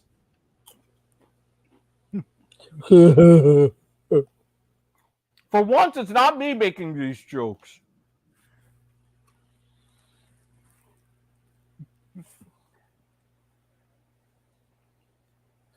McCormick is taking over in the second half. Don't remind me. Okay, so what do you think about Zoe as fake Lily? I can warm up to her. I think it was a really good choice. I don't like it. Really? To be fair, I wasn't a real big fan of New Girl either. So Neither was I, but really, Hitchhiker's Guide to the Galaxy is what got me. I prefer her sister. I like Emily more. Well, I mean, don't get me wrong, especially for those of you who loved Bones, but both of them are just as strong in good different ways. This crunching sound brought to you by Lay's Jalapeno. Cheddar jalapeno, the better combination. I mean, at least you're not eating sour. At least you're not eating sour cream and onion like a basic bitch. Oh, please. I have long since evolved from the sour cream and onion. However, if you put a bag of lightly salted in front of me, I will chow down. As I remind everyone, send all sponsorship opportunities to @TheAndesian on Twitter, because we can't be bought, but we can damn sure be rented. Speaking of lightly salted, I actually prefer the lightly salted Pringles. So do I. I've had the lightly salted and I've had the regular. The lightly salted has a much better flavor to me. They sit better too. Like, they don't give my throat as many issues. Shut up, Erik. You said it, not me. This is not point of viewer. You keep your mind out of the gutter, sir. I mean, I'm trying. So far, I've done mostly well. Reasonable.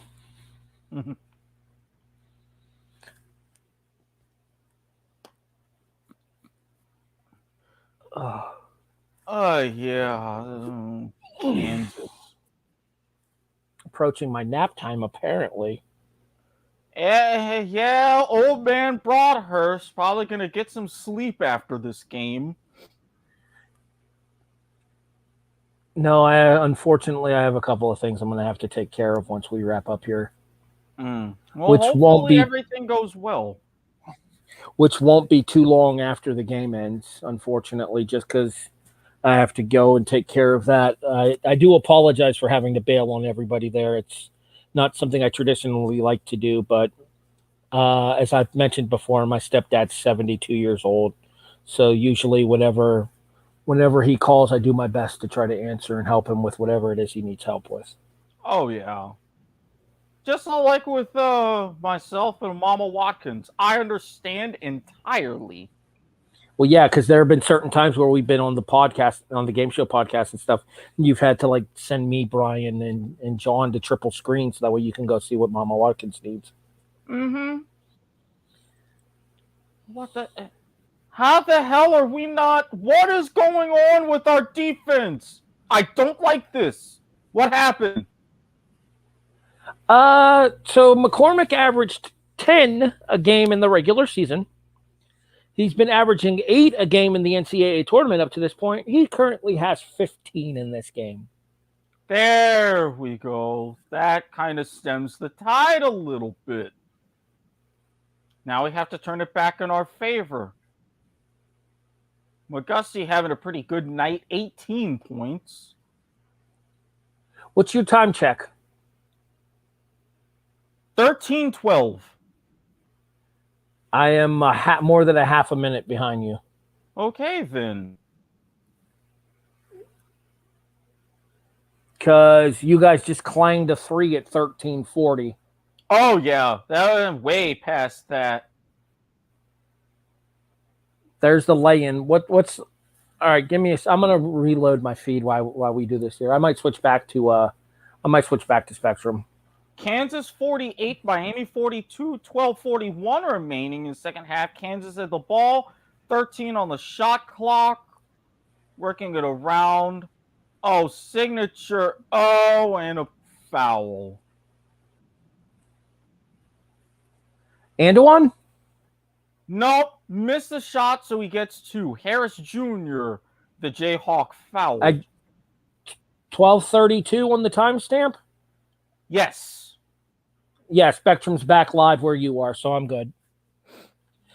Right as I pulled up the Spectrum app, it showed Devin Harris driving.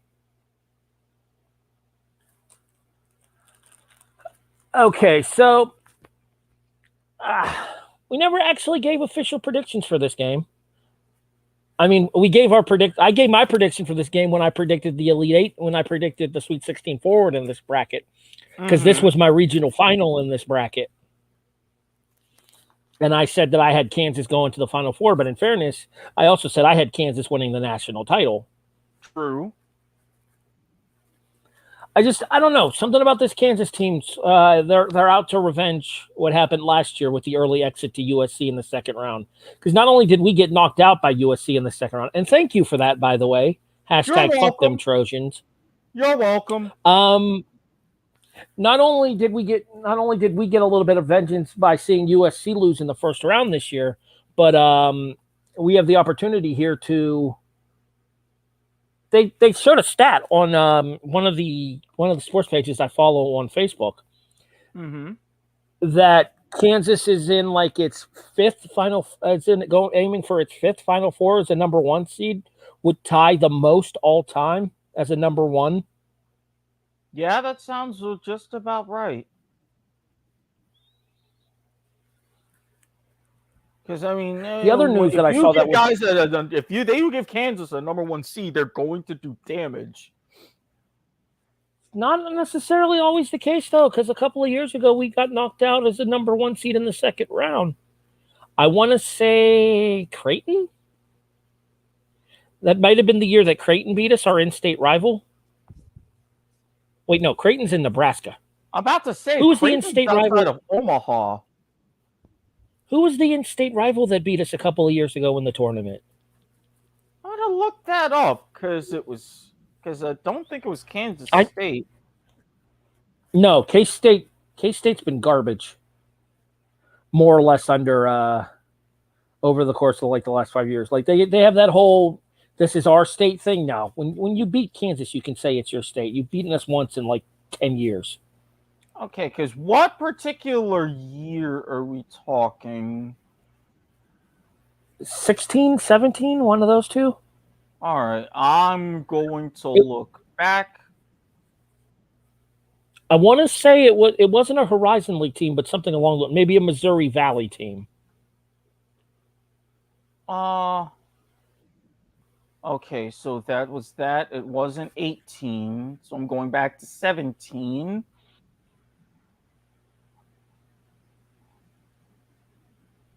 Are they really playing Foo Fighters? Rest in peace, Taylor Hawkins. Exactly Foo what Fighters I'm drummer. thinking. Passed away at the age of 50.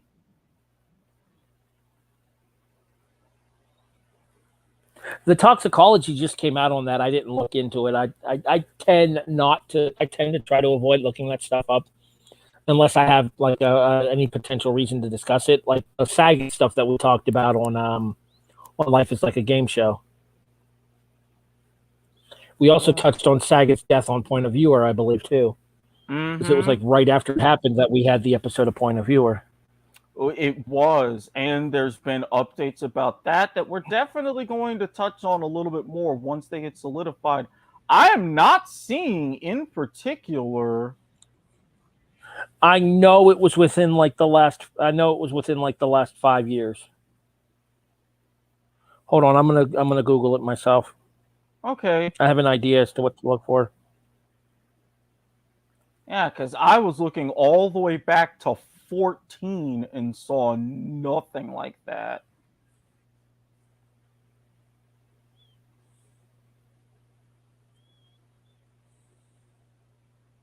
Aha! Wichita State. Shockers. That's it. Wichita State. There you go. Yep, that was in 15. It's that long ago, really? Yeah, the 2014, 2015. Because they were like the 9 seed, right? Or were they the 8? I know it was a second round matchup. Yeah, they were the 7 in the Midwest, and you were a 2 seed. Okay, so it wasn't a 1 seed. No wonder. All right, I could have Mm-hmm. sworn it happened to us one year to an in-state rival on the 1-8-9 line, but I guess it was under the 7-2 line instead. Mm-hmm. I do apologize if I seem a little off, everybody. Not my intent for today. Things happen. Life happens. I completely understand. This was kind of a spur of the moment decision to actually do live commentary for this game, because part of it was with Erik's schedule being what it's been recently with his work schedule for tutoring. He hasn't been sleeping the greatest. And me finding out that Eva's in town on Wednesday night, Thursday, Friday, and part of Saturday, that's all I get for this trip here, because she had to go to visit her mother. So that makes me unavailable for Thursday. It's not an option. I'm not giving up time to see my girlfriend who lives out of state in order to do the podcast. I apologize. It may come off a little unprofessional, but real life comes first. Look, you know the rules. Proof of life. Any other thing sent at your discretion, I will be okay. 50-44 was the Villanova-Houston final yesterday, not 50-49. Oh, I know it was a really low-scoring game, though. Those are the kind of low-scoring fights that I love to see in college. Speaking of low scoring, did you see the NCAA women's record was set in the first round of the March Madness tournament? South Carolina held their opponent to 29 points. In their first round win. Given the women's tournament, and I think this, with as much as they've expanded at the top, going beyond your typical UConn and Tennessee to South Carolina, Baylor, a few other teams. Baylor. Yeah, there's still just not that level of parity there in the women's game. I'm not terribly surprised that something like that happened in the first round of a tournament. I mean, some of these teams, in credit, there's some good teams, but there's still a gulf. A very big gulf of talent. That 3-ball was in and out there for Miami. 11 minutes and 3 seconds left in the second half. 51-42 Jayhawks.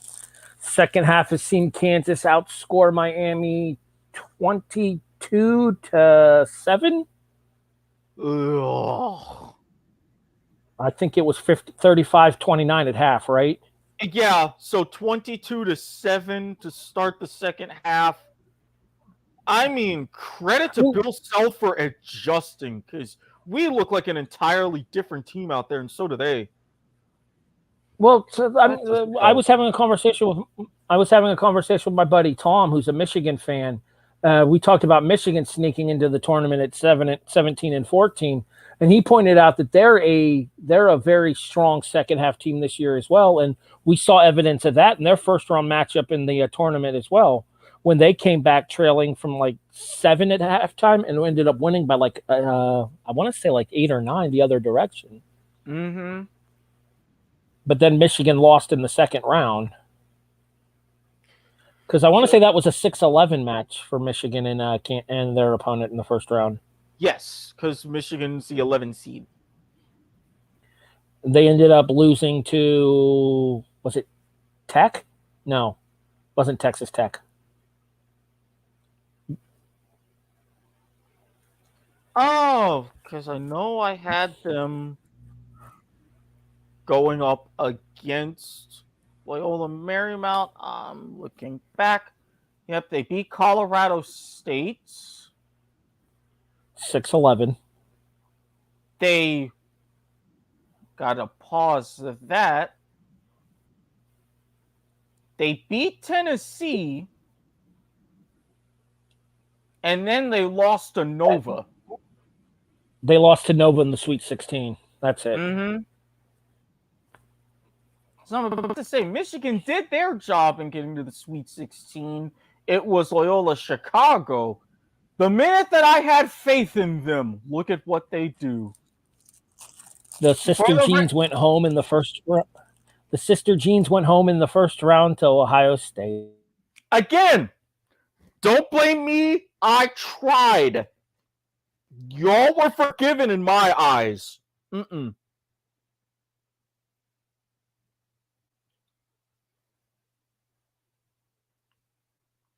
We have got to do better at contesting some of these shots. Again, we got to go back to making it ugly down low. You mentioned that 9-2 run to end the first half for Miami. Yeah. And about face here in the second half, Kansas currently on a 16-4 run in order to turn this game around. From 40 to 38 Hurricanes.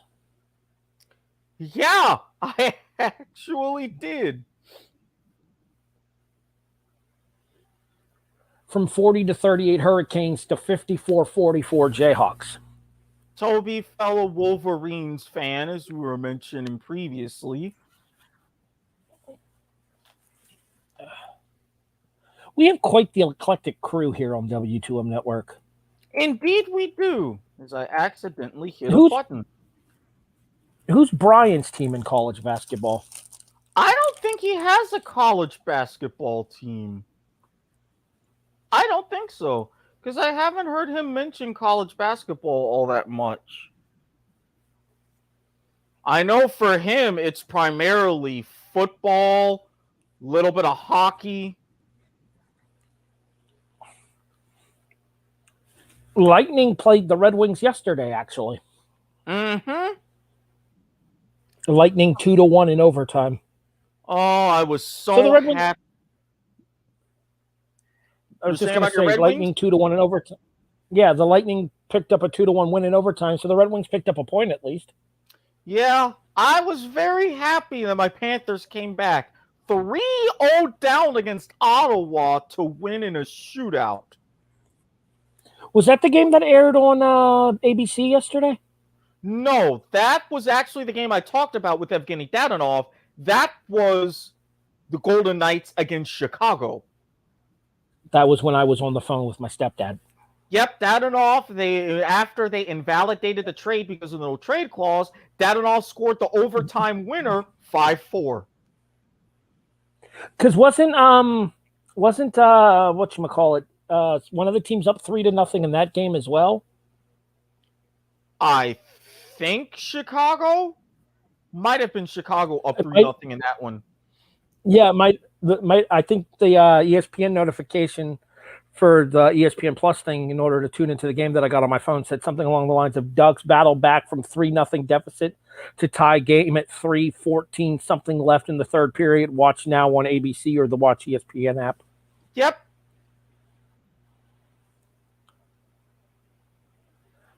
Sam Wardenberg fouls out, 5 points. Kansas up 11, 8 minutes and 11 seconds left in the second half. No! And I saw that. I was hoping it wasn't his fifth. This just got... tall dude. Yeah, this just got problematic. Yeah. He's one of the taller guys on our team, and we had him playing power forward. This just got problematic. Foul drawn by Christian Brown at the free throw line. 10 points in the game, 5 rebounds. 11 points in the game, 5 rebounds. 58-46 Jayhawks. Ugh. I'm sorry, man. I'm greedy. I want multiple national titles this year. I am not mad at you, but I guess this means that I can be greedy and ask for other basketball stuff for Miami too. Or you could ask for Lord Stanley to come to Key Bank. Is it still Key Bank? I thought it was. I think so. I think it is, because I know the Heat play at FLA Live. Hold on, I'm Googling. You go ahead and call the action for a quick second. I'm Googling. Okay, well, they actually just went into a timeout. The under 8, 59-46 Kansas, 7:57 left in the second half. Brown hit both free throws in order to expand the lead to 13. No, it's It's FLA Live for so it's I FLA had it the other way around. It's FLA Live for the Panthers. Hold on, I'll check the Heat. Yes, Toby, with the different fandoms, it does make for an interesting time during football. Damn Gators, he says. FTX Arena, that's right. They were the ones that got into the Forex and crypto game as well.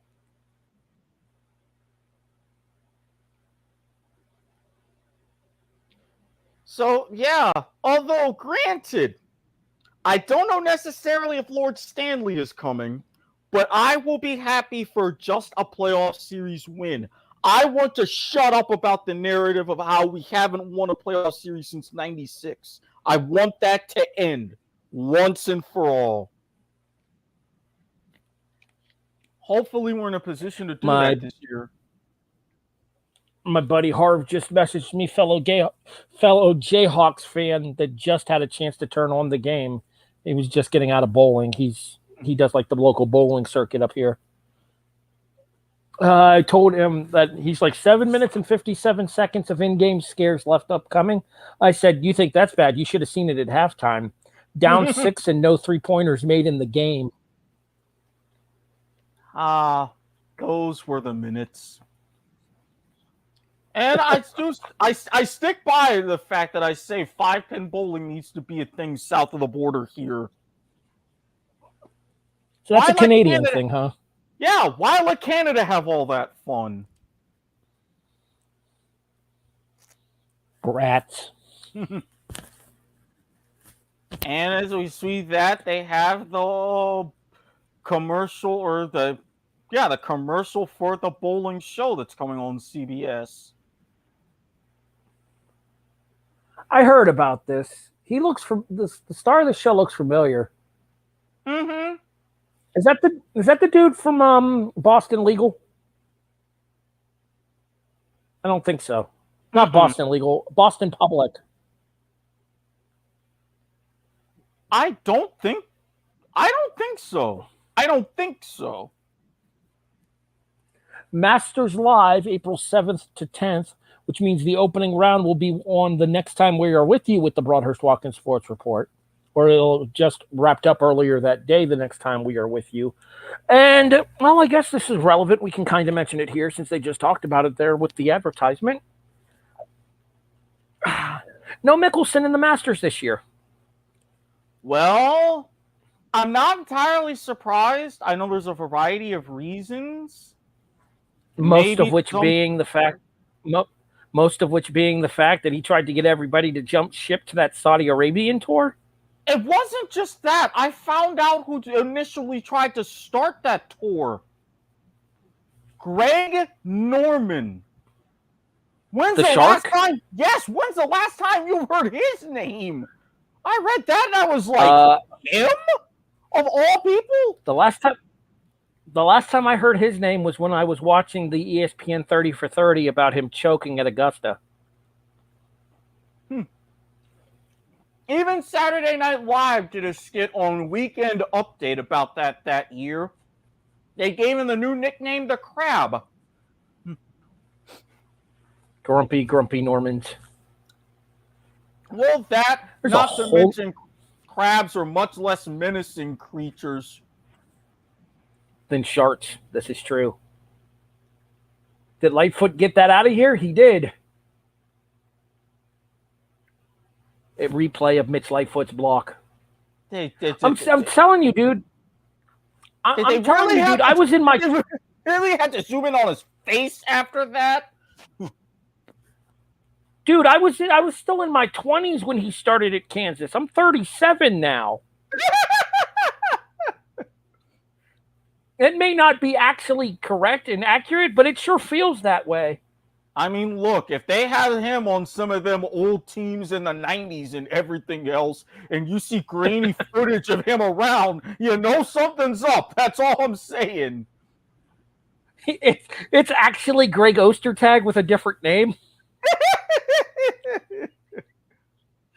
That's right, folks. A Greg Ostertag reference in 2022.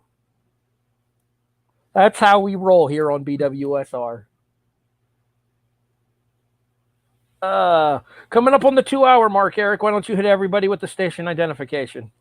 Well, thank you very much. As for those of you faithful who have been chiming in, thank you very much for watching the Broadhurst Watkins Sports Report, Sports in Black and White, our alternate commentary / stream of consciousness for Kansas and Miami, as we are live on Facebook, facebook.com/W2M Network, YouTube, youtube.com/W2M Network. Yes, live on YouTube. We know, not normally a thing. We're also live on Twitter, twitter.com/W2M Network, and Twitch, twitch.tv/W2M Net. And we will also be available audibly for you who like to take your podcast orally on a wide variety of podcast platforms. iTunes, iHeartRadio, Stitcher, Spreaker, Podbean, Castbox, Google Pod, Apple Pod, Overcast. Rate and review us 5 stars on Spotify. Check out our Discord, link available in the show description. Hey, look at that. I nailed them all. There you go. All right. See? You're learning. I'm improving. I'm improving. Speaking of NCAA here, your thoughts on NCAA? Oh, go ahead. Your thoughts on the NCAA games returning to stores potentially as early as, well, that was in and out. Is that what the all was about? The 3-ball? It was. Yeah. Yep. I'm a little bit behind again. I'm not sure. I think my internet's a little slower than yours. But so the one good thing Xfinity is about. The Spectrum internet's usually pretty good. It's just, I think with me doing the doing both the show and the game via Wi-Fi, That's fair. It's probably what's causing it to slow down a little bit there. But anyways, your thoughts on the return of the NCAA games to stores for the various consoles? I mean, it's about time. I understand that it was a big thing as far as, rights packages, and now with the NIL becoming a major thing, but I'm glad they've got it sorted out, and it's really going to be more competition for the gaming landscape because there's a lot of people who miss the old NCAA football in particular. So that's going to be a very, very welcome change. And especially with the updates in graphics and everything else, thanks to technology in the few years that the NCAA games have been away, it's going to be a much better gaming experience. I was actually going to quiz you on that here. Trivia time with Harry. What was the year of the last NCAA football game? Before 2023's. Right. Was it 17? 14. Even longer than I thought. Wow. The last major NCAA college football game released was 2014. And it's still going to be under the EA umbrella, right? I honestly don't know. I haven't heard anything specific about that.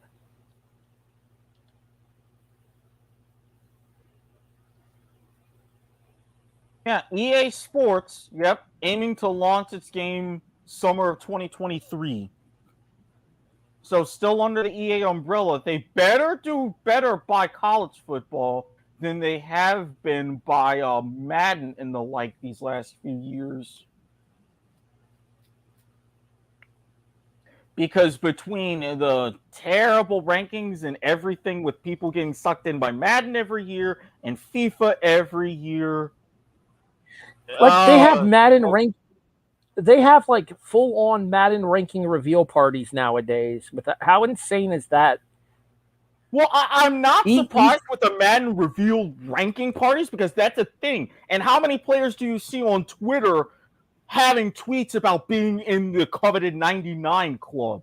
Players take it seriously. EA just needs to make a continually better game. I've heard it stated that there are certain players that have told EA, if I'm not ranked at such and such a level, remove me from the game. That's been a major thing. Like it's a huge point of pride. It's serious business. Mm-hmm. Because, I mean, if you think about it, look at the commercial revenue. If you're a 99 ranked player, or you're even in the 90s, how many people are going to play as you? How much can you negotiate that into your ad deals and everything else? So I get it entirely.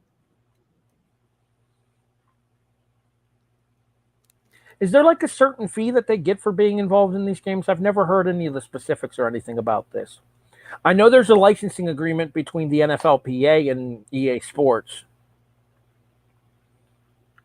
And that's why for the longest time, one of the NBA games couldn't put Michael Jordan's name in there because he didn't have a licensing agreement.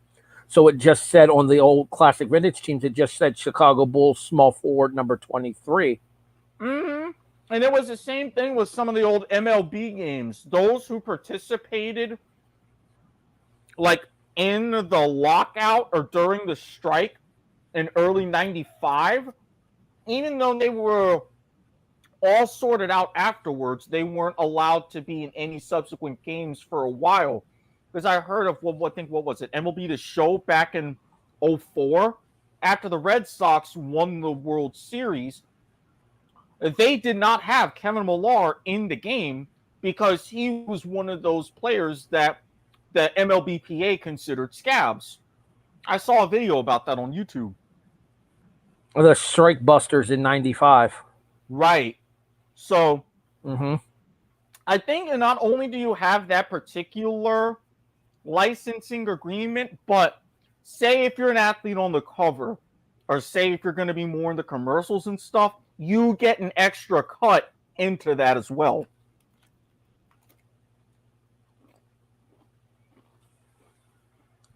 So I saw a stat a few seconds ago, and something that actually surprised me. The top 4 I could have given you.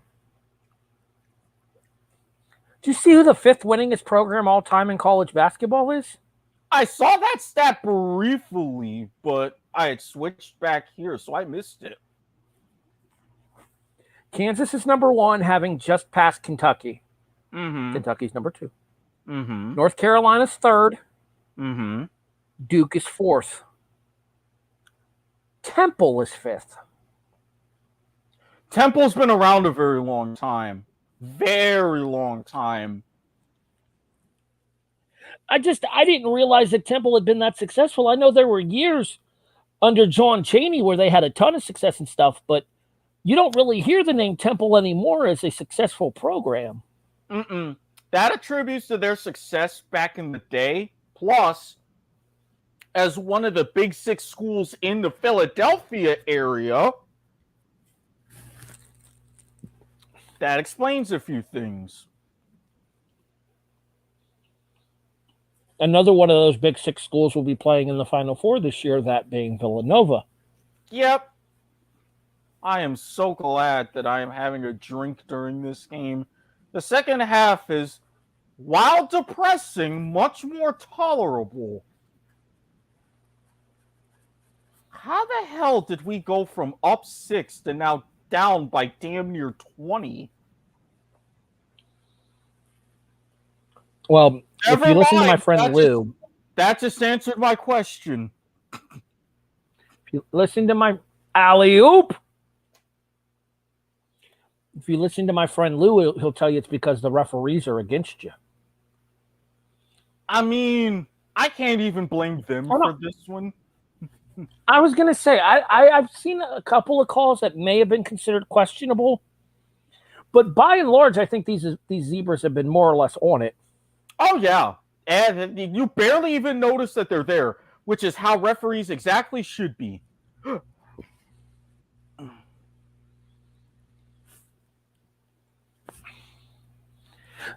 Lou, still not fun watching these calls and being blown out, but everyone thought Miami was going out first round, so not worried. The shrug emoji. I had you beating USC. I then had you losing to Auburn because my regional final was Kansas versus Auburn originally. So, I did have you guys in our rebracket, though. I had this exact matchup, and I had Kansas knocking you out.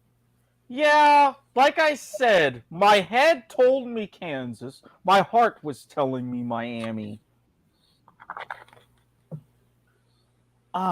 See, I'm not superstitious, but I'm a little stitious. So like on I forget where that quote comes from, but I think it's Major League actually. Greatest sports movie of all time tournament to continue tonight, next week, 2 weeks. We're not sure. We'll let you know. Yeah, we'll send out an announcement. We'll send out a tweet. So take a look at the W2M Network Twitter as far as tonight, and also on the W2M Network Discord as well. We get a lot of announcements with different shows out there, especially now that we've got our calendar getting set up. I definitely won't be on the show next week. Right. So if we don't, unless we run super late next Sunday, I wouldn't count on it. So next week it'll just be most likely myself and one other, the main disembodied voice. But if both of my disembodied voices are going to be around tonight, then we will indeed continue the bracket. Otherwise, it will be on hiatus until the 10th. Well, you have to wait to hear back from Isbell too if he's available tonight. Well, I'm pretty sure Isbell's going to be available tonight, but with the main disembodied voice, considering how he's running into some problems down in Gatorland in Gainesville, if he's in the mood, it's going to be a hell of a show. One would argue that bitchy people makes for a more entertaining show. You're not wrong. That's why I emphasize with him being in the mood. We will definitely see. Whether or not he's up to discussing it is to be determined. Oh, I have a feeling he'll be up to discussing it. Apparently, like I said, as much as I would have loved to be down there, work scheduling and stuff got in the way, plus now doing this. But today in particular, shit met fan. And splattered. Big time. Ugh. See, looking at someone like Remy Martin, I'm glad I don't drink cognac. And I ain't going to start either. All right, so you mentioned 0 for 5 in the first half for 3 for Kansas, 3 out of 6 in the second half, 50% overall for the game. Overall for the game, 3 out of 11 for 27.3%. Well, in the first half, they needed it. Now in the second half here, they don't. A free throw cuts it to 70-50. So,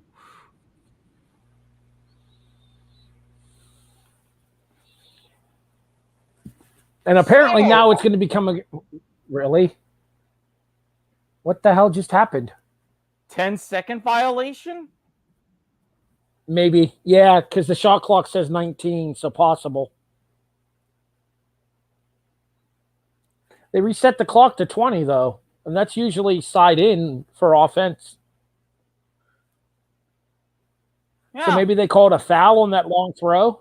No, since it was a 10-second violation across the timeline, it is side in for Miami off in the front court. Side in Miami for the 20-second shot clock. Gotcha. Yeah, we've had issues with that. We've had issues with that press defense all season, actually. We can get teams out and running, we're fine. But if we end up getting trapped in our own backcourt, for some reason, we've had a really hard time breaking the press this year. 12 straight 3-point misses. I mean, I heard a cold as ice, but Jesus. Oh, Jesus. Is he okay? Yeah, he looks like he's okay. Lightfoot, you klutz. I can say that now that I know he's okay. Yeah. Oh, he A got little bit- bumped. Okay. Yeah, I was about to say it was a little bit of an awkward bump, but he all right. He took an elbow from the Miami defender on the way down, which is what caused him to lose his footing. I think getting his foot down before he fell actually saved him there. And now Miller's fouled out. Well, what's the point at this point, really?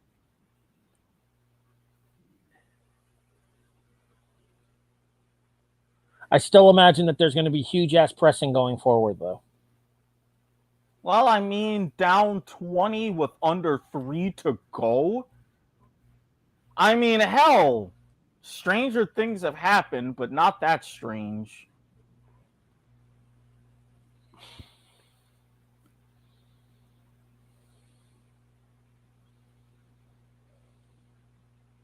Again, if we make it a little bit more respectable, win these last couple of minutes, I'm not mad. I am not mad.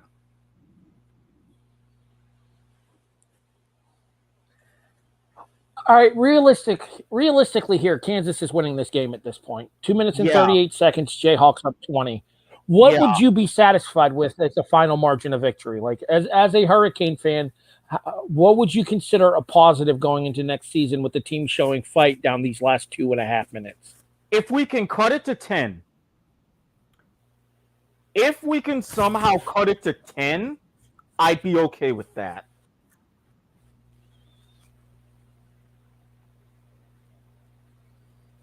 We don't look like I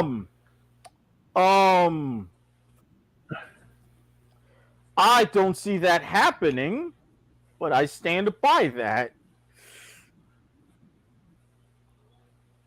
You realize that's the first time Ochai's shot from out there this entire game, at least it feels like? Yeah.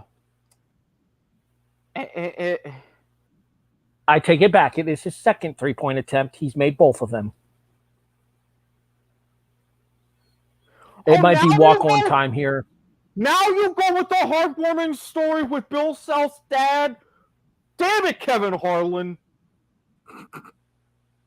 Are you actually listening to the commentators? Somewhat.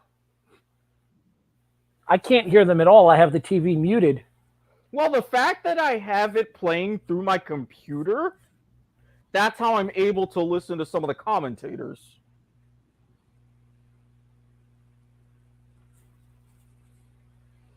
Yeah, cut to the grandkids, blah, blah, blah, blah. Damn it, CBS. And that looks like and Abaji's parents right in front of Self's grandkids.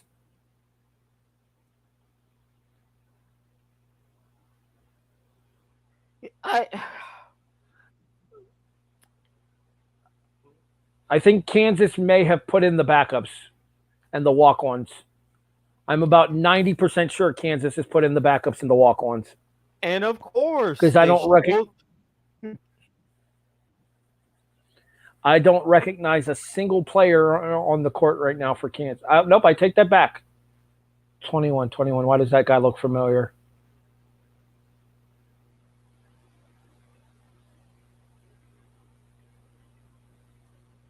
The heartbreak of defeat. Right after they showed a regional championship trophy.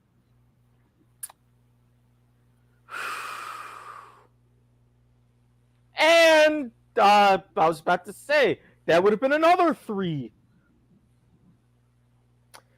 Well done. Y'all beat us at our own game in the second half.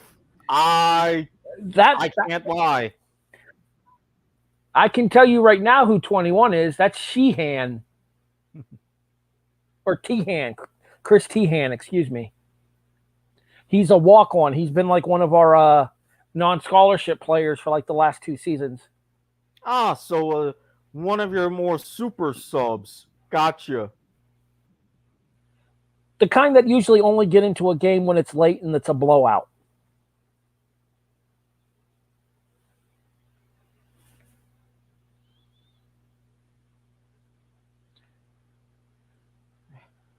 And at this point, Not quite enough to kind of run out the clock with 48.2 seconds left, but at this point, 2 more possessions, call it a day. Absolute ferocious defense in the second half by Kansas, holding Miami to 15 points. Again, well done your part. You made the adjustments. You didn't let us get our threes. You took much better control of the pace. You hit your 3-point shots. The crowd is chanting for a reason. I'm a little bit disappointed at the margin, but Kansas was just a better team.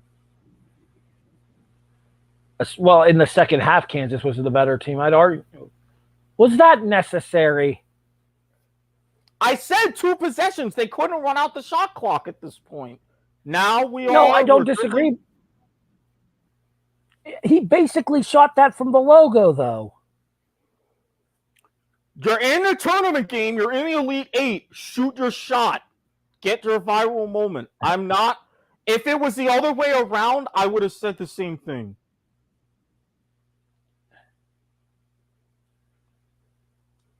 And we've officially gone final in the Midwest Regional Final in Chicago, Illinois. The 1 seed Kansas Jayhawks 76, the Miami Hurricanes 50. Kansas outscored 35-29 in the first half, outscores Miami 47-15 in the second half in order to win by 26 after trailing by 6 at the break. Here's the thing. Like, I know it's disappointing. And to Kansas, if Kansas went out in the Elite Eight, that's a disappointment for a season for us. Mm-hmm. For Miami, this is school history for you guys. It is. This is why, looking at the totality, I'm not mad. Not where you want it to be, obviously. Everybody that's playing basketball this time of year wanted to go to New Orleans. However, in this particular instance, for a school that had never been to an Elite Eight, to get to an Elite Eight, you have to take an accomplishment out of that, right? I absolutely do. And for all the times, because let's not forget, for the longest time, we were a football school. Then we're a football and a baseball school. Those are still our 2 primary sports. And I was just going to say, yeah, because with the recent hiring away of Oregon coach Mario Cristobal, and then aren't you guys ranked like 5th or 6th in the country right now in baseball? We were. I'm going to double check the rankings to see if we still are. I'll do that while you talk. Go ahead. But for something like that, being a football school and a baseball school, and I even remember starting following Miami in the early 2000s, we were still in the Big East. Joining the Big East because of football in 91, we were absolutely nothing. Bottom of the barrel in basketball. So to cut our teeth as a basketball school in a conference like the Big East, when it was really the Big East back in those days, and to start to make strides and make the tournament, it was great. Now, out of all of our major sports, I have to say, in basketball, we are the best run, the most cohesive. And hiring Coach Larrañaga was one of the best moves that we could have made. I still tip my hat off to him. I tip my hat off to the team. Because, again, even in recent history, we had times when we were only running because of a lot of injuries, 7 or 8 players mired in the depths of the ACC, still making some surprises. Now to come back and show our potential and what we can really do, plus being able to get an extra boost because of this in recruiting. Come on down to South Beach and hoop it up. We're working wonders.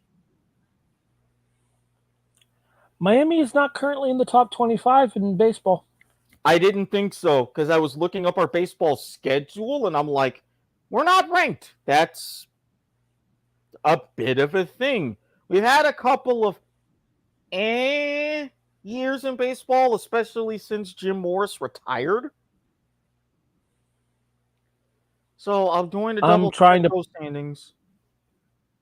I'm trying to pull up the you guys are 16-6. Is that over 16-6 Overall. overall? Okay. How are we? According to the RPI, you're ranked 18th. Okay, we're 16-6 overall, 6-2 in the ACC, a half game behind Virginia in the Coastal Division. Okay. See, I would think 16-6 would be good enough for a top 25 ranking. Have you seen some of the teams in baseball? Hell, look at Virginia at 22-2. Virginia Yeah. at 22-2 is currently ranked 10th in the. Well, these standings are a little bit out of date then.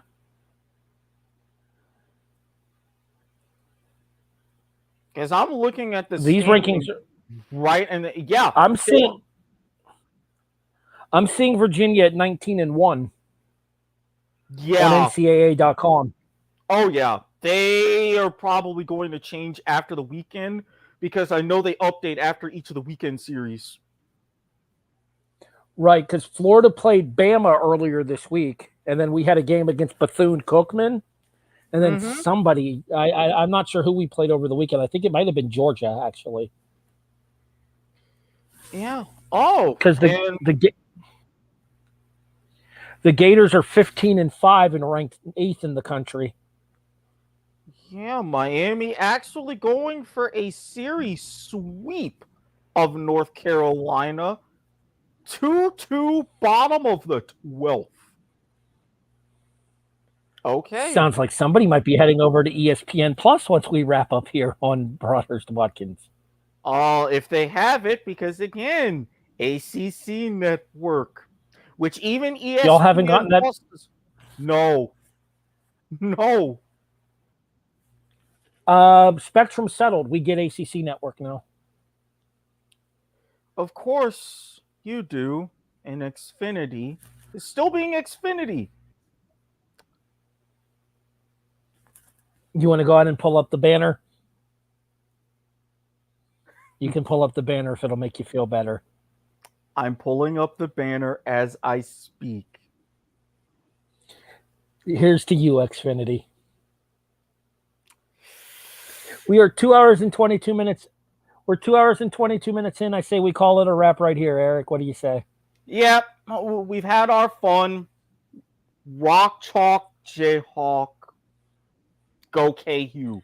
You damn sure better win it all to make me feel better. No pressure. Well, I will say this much. Apparently, interesting stat that my buddy Harv just sent me. Oh. The last 3 times that Kansas has played Villanova in the NCAA tournament, the winner of that game has won the title.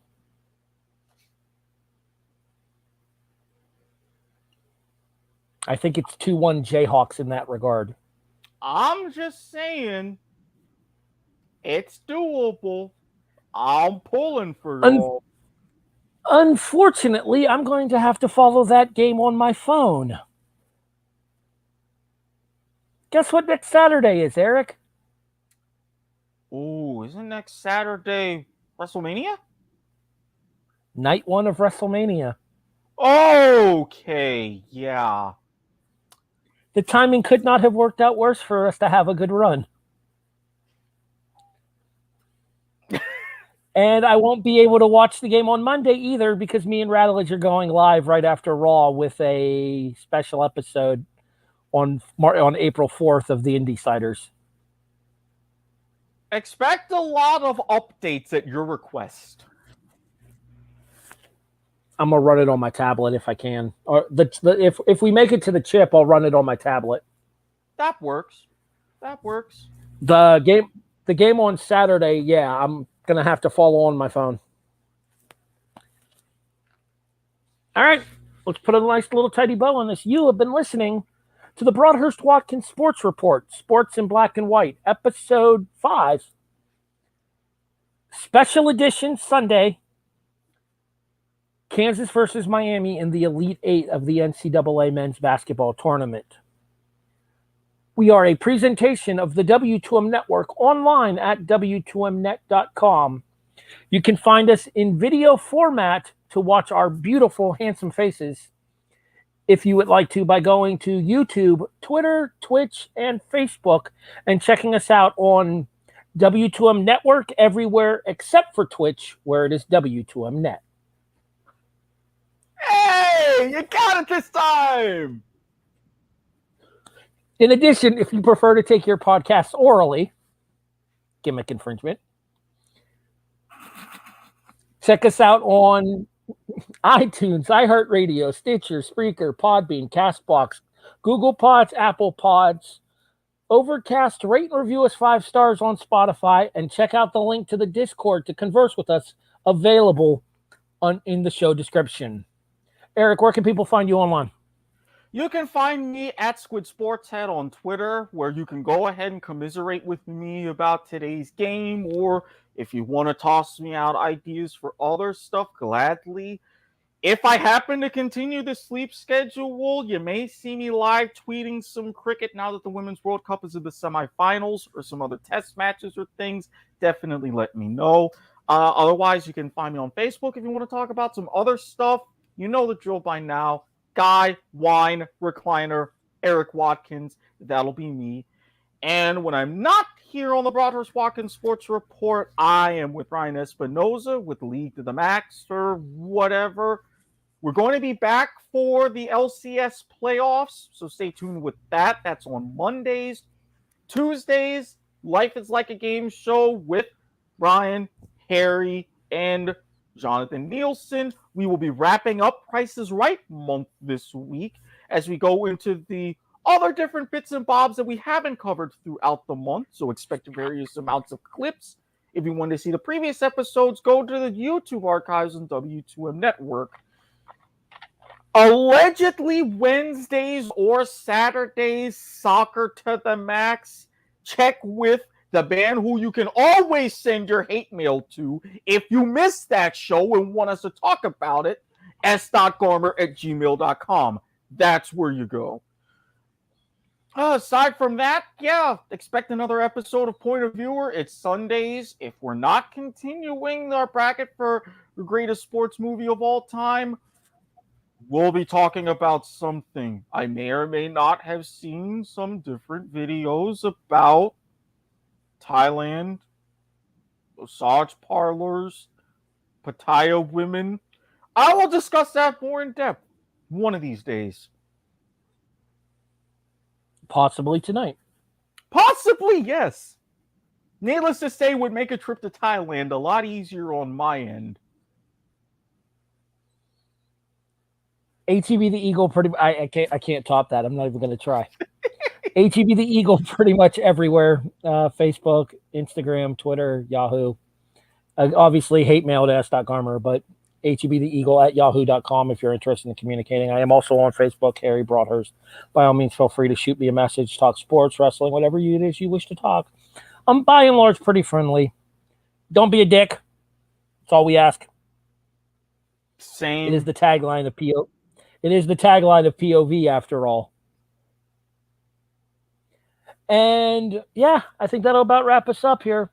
We will be back with you for the next episode of BWSR on April 7th. Why does that date sound familiar, you might ask? Well, 1, it's a Thursday, and that's our usual day. Mm-hmm. 2, it is opening day for Major League Baseball. Expect some stream of consciousness about opening day as well while we're on air. My Braves play at 7 o'clock. I got it. Oh boy, yeah. I gotta see when my Rays are playing that day. It's gonna be a weird season. It's gonna be a weird season. North Carolina and St. Peter's is next on CBS if you guys are interested in checking that out as well if you're watching us. I picked North Carolina in this game. My heart is rooting for St. Peter's just because it's one hell of a story. Again, I'd like to see Cinderella keep dancing, but I think the clock strikes midnight. Again, we can get Duke, North Carolina with Coach K one last time.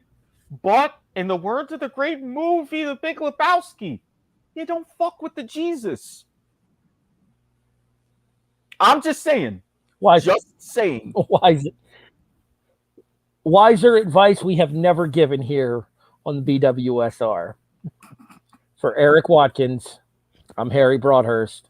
This has been episode 5 of BWSR, the Broadhurst Watkins Sports Report, Sports in Black and White, a presentation of the W2M Network. We'll talk to you guys on April 7th.